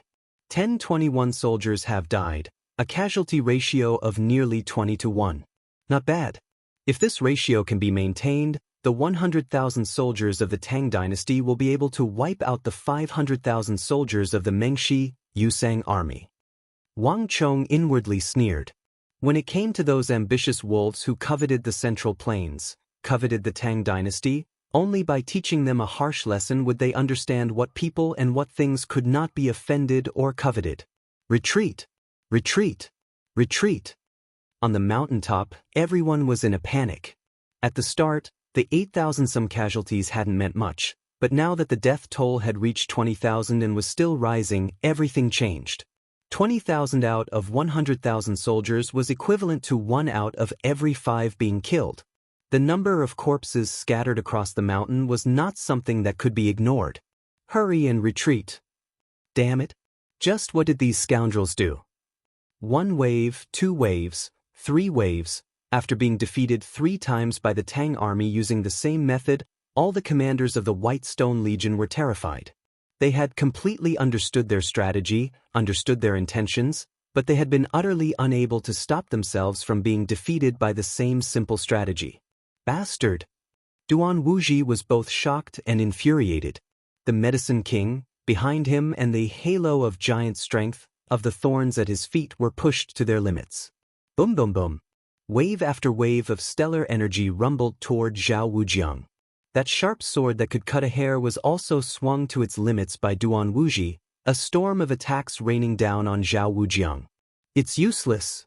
A bone-chilling voice came from the other side. Zhao Wujiang's deep gaze was fixed on Duan Wuzong. He had long since seen through the initiative and clearly understood what Duan Wuzong meant. Isn't it too late to escape me now? Bang! Zhao Wujiang stamped his right foot on the solid ground and charged forward like a god of war. His long saber fiercely chopped down at Duan Wuzong with the power to split the sky. The two of them once again engaged in a fierce battle. No matter how much Duan Wuji wanted to retreat, no matter how hard he tried to escape from Zhao Wujiang, he could not succeed. Bastard, you madman! Duan Wuji was furious. The losses of the White Stone Legion had left him bleeding. He had personally trained every soldier, and he had poured a great deal of blood and sweat into this White Stone Legion. Although the White Stone Legion had the numerical advantage, it was completely toyed around in the hands of the Tang dynasty. Wave after wave of White Stone Legion soldiers had died on the slope before they could even display their strength. Although the leading generals had tried their best to restrain the army and reorganize the formation, in the face of the Tang dynasty strategy, all their efforts were in vain. Haha, Duan Wuji, I know that you have been learning from the Tang dynasty, and I have always known that you want to surpass the Tang dynasty and surpass me. Meng Shizhao has hidden his ambition. He has helped Meng Shizhao so much in the Tang dynasty, from the military to farming, from Confucianism to silkworm weaving, and after all these, he still wants to touch the Tang dynasty. It is despicable and hateful. But Duan Wuji, Meng Shizhao will not succeed in the end, and you will not succeed in the end. Do you know why? Do you know where the gap between us is? Looking at the anxious face of Duan Wuji, who wanted to leave and tried his best, but could not get rid of him completely, at this moment, Zhao Wujiang only felt very happy in his heart. So many of his colleagues had died on the banks of Irai, which made Zhao Wujiang's heart ache. He had once thought that it was his responsibility. Because of this, he deeply blamed himself. But now, seeing those Meng Shizhao's people who had killed the Annam Protectorate on the banks of Irai fall one after another, and seeing Duan Wuji's twisted and furious face, Zhao Wujiang only felt very happy in his heart. Zhao Wujiang, you're bullshitting. Duan Wuji roared angrily. His eyes were red and bloodshot. Haha, Duan Wuji, you don't want to hear it, but I want to say it. Do you know why Meng Shizhao and Jelifeng can never succeed? Do you know why you and your White Stone Legion can never compare to the Annam Protectorate? Because of us, because of the Great Tang, we have far more talents than you can imagine. Talented generals, talented ministers, talented officials. These people might not appear in the same place for a while, or even for a very long time, and you might not even know of their existence. But as long as the Empire is in trouble, as long as the Empire needs them, they will descend from the sky, one after the other, and appear in front of you in an endless stream. You think that it's enough to surpass me? Ah, Duan Wuji, you're too naive. Although I am a high-ranking general of the Annam Protectorate, I am nothing in the Tang dynasty. There are hundreds and thousands of people who surpass Zhao Wujiang, whether it is in cultivation or military attainments, and it is not just a small number. In the end, I, Zhao Wujiang, am just a nobody. Do you know who was the real commander of this war and the person who defeated you? It was a 17-year-old youth, a 17-year-old youth. Duan Wuji, can you imagine? An ordinary 17-year-old youth was able to beat all of you into a complete rout, able to toy with the hundreds of thousands of soldiers of your Mengshi Yusang coalition in the palm of his hand. Bullshit. Duan Wuji finally couldn't help but curse. Although he knew that Zhao Wujiang was intentionally provoking him, Duan Wuji still couldn't suppress his anger. Defeating the Tang dynasty, reviving the sixth Zhao of Erai, spreading the name of the Mengshi Zhao Empire to the entire continent, planting the banner of Erai throughout the 9 continents. This was not the dream of Emperor Jelifeng alone. It was the dream of millions of Mengshi Zhao people and Mengshi Zhao Great General. Great General Duan Gichuan, Crown Prince Fenjie, Duan Wuji, the White Elephant Corps, the Erai Corps, and all the other generals. Every Mengshi Zhao general had this intense desire and dream buried deep within their hearts. Thus, this war had never been the dream of Emperor Jelifeng alone. This war had never been initiated by him alone. This was the long-cherished wish of all the people of Mengshi Zhao. As long as the Tang dynasty remained on the shores of the Erai, as long as Mengshi Zhao remained a vassal of the Tang dynasty and had not yet surpassed the Tang dynasty, generals like him would continue to appear. Duan Wuji could tolerate Zhao Wujiang's insults, but he could not tolerate Zhao Wujiang's slander of his dream. Swish. Just when Duan Wuji was at his most agitated and enraged, swish. A blood-colored long sword surged with raging flames. Like a white steed galloping through a gap, it grew larger and larger. With a swish, it pierced through Duan Wuji's stellar energy and pierced deep into his shoulder blade. With a squelch, the bright red tip of the sword emerged from Duan Wuji's back. Ugh. With a shrill scream, Zhao Wujiang's tyrannical, swift, and destructive stellar energy transformed into thousands of threads that pierced through his shoulder blade and into Duan Wuji's body, penetrating his meridians. All his rage was instantly extinguished. Zhao Wujiang pressed forward and slammed a palm into Duan Wuji's chest. Boom! Under the gazes of tens of thousands of people, Duan Wuji's body curled up into a ball and spun like a kite with its string cut. General!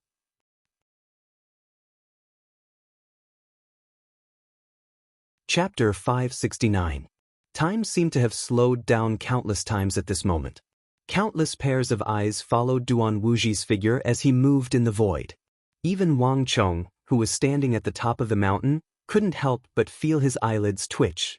Zhao Wujiang. A hint of surprise flashed in the depths of Wang Chong's eyes.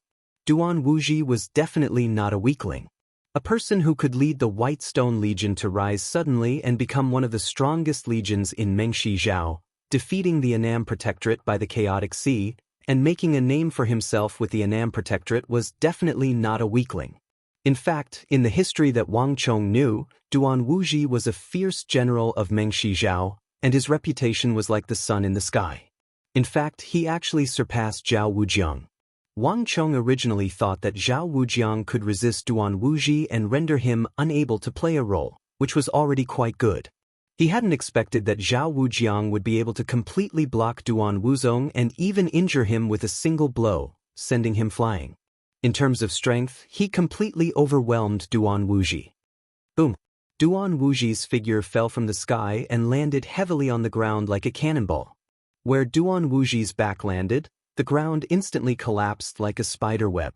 Billowing smoke and dust soared into the sky and instantly covered the ground. General, all the soldiers of the White Stone Legion in the surroundings were all pale with fright, and they all swarmed away like clouds. Duan Wuji was the soul of the White Stone Legion. For the entire White Stone Legion, if anything happened to Duan Wuji, it would definitely be an earth-shattering nightmare. The White Stone Legion has lost. Wang Chong looked down from above. A cold light flashed in the depths of his eyes when he saw this scene. It wasn't that a general couldn't take the lead and lead the army into battle, but that would be too risky.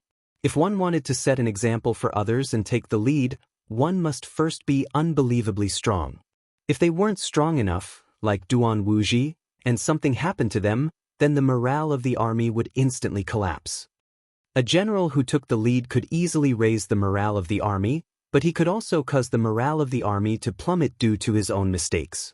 Perhaps Duan Wuji himself did not realize that the morale of the White Stone Legion had collapsed.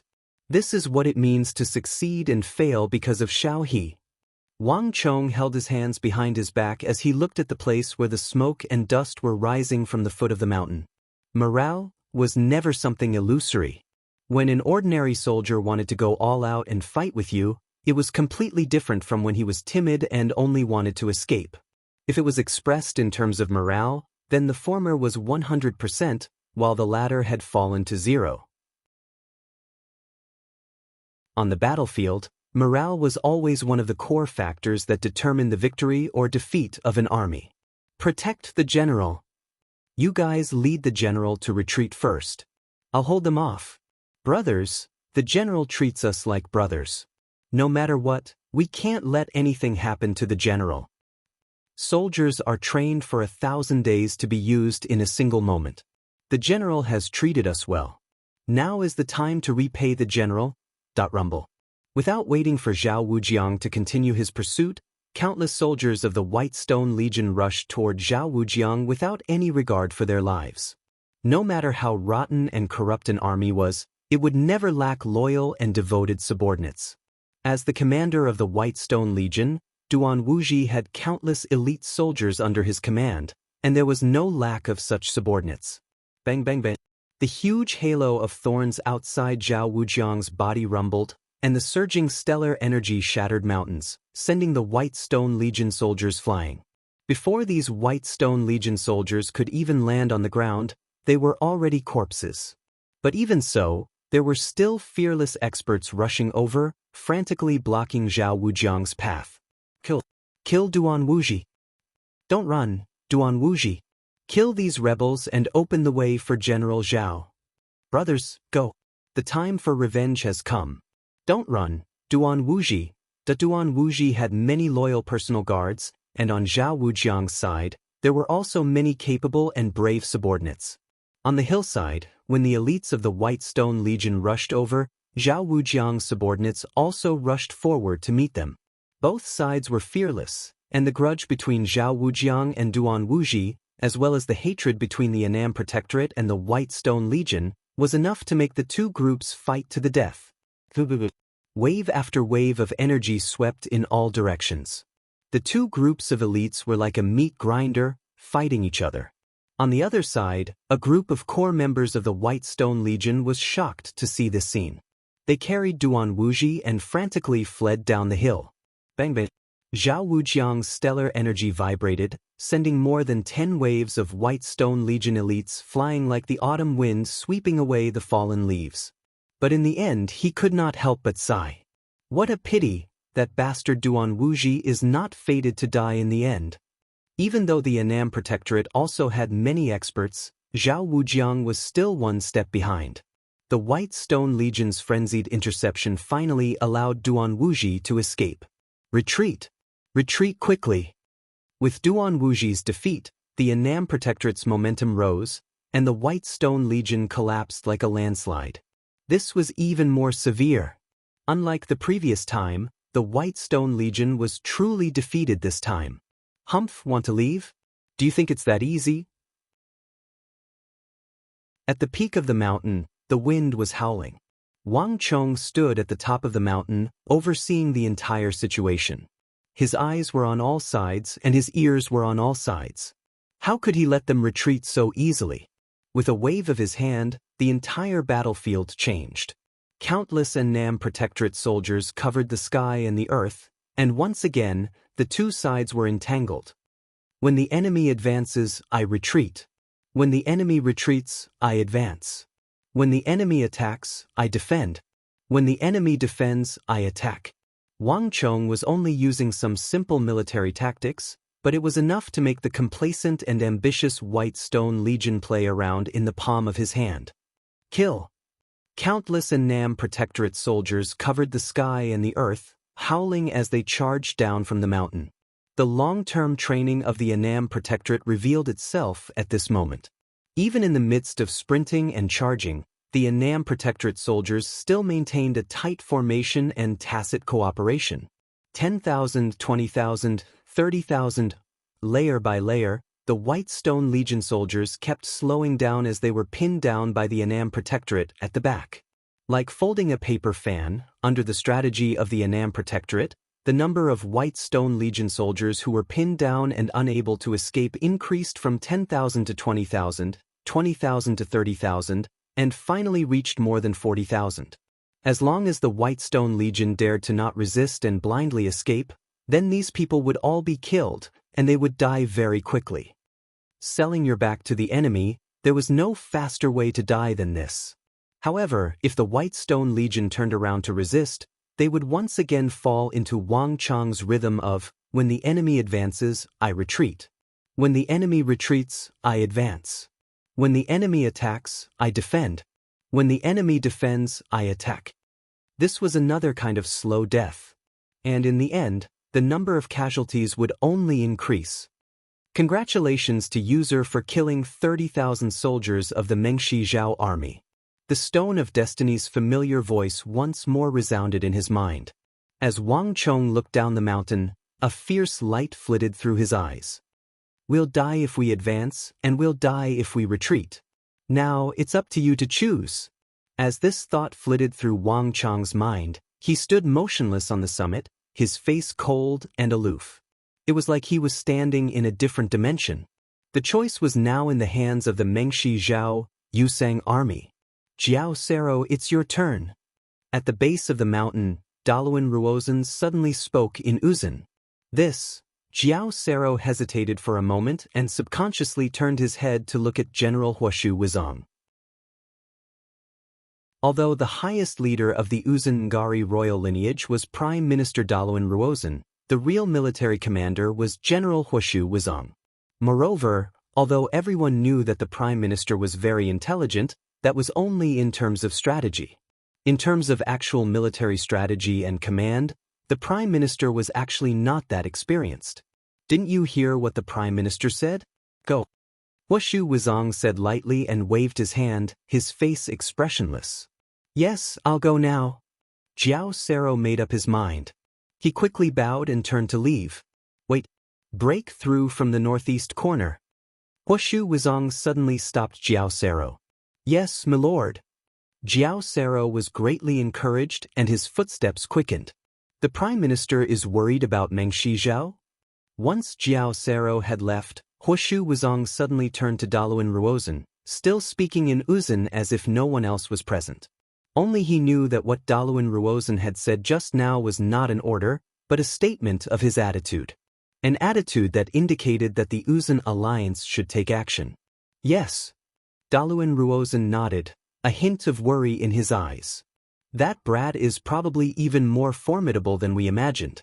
If Mengshi Zhao's forces are defeated too badly and suffer too many casualties, it will be disadvantageous to us. Morale is a very subtle thing. In addition, although Jelifeng hasn't said anything, if we ignore him, he will probably hold a grudge against us in the future. This won't be very good for the Mengshi-Yusang alliance. After all, we will need their help in many areas in the future. Since that's the case, let's just make our move. Huoshu Wuzong indifferently said, his face unperturbed. Huoshu, you've been in the army for much longer than I have. I heard that before you were made a general, you served under the command of the White Buddha Great General. Other than Zhangqiu Jianqiong, you should have interacted with other generals of the Central Plains. Tell me the truth, have you ever seen such a strange way of fighting before? Wang Chong's tactics were extremely bizarre. They were repeated over and over again, like maggots in the bone. You retreated and I advanced, you advanced and I retreated. His every move could be clearly seen by those outside. Even the White Stone Legion knew what he would do next, but they still fell for his tricks. Most frightening of all was that Duan Wuji's White Stone Legion could not retreat even if they wanted to. If Uzin's men did not intervene, the White Stone Legion would not have suffered 40 or 50,000 casualties, but a complete wipeout. Most people probably didn't realize this, not even Zhou Yuofeng. A ripple finally appeared on Huoshu Wuzong's calm face, followed by a long silence.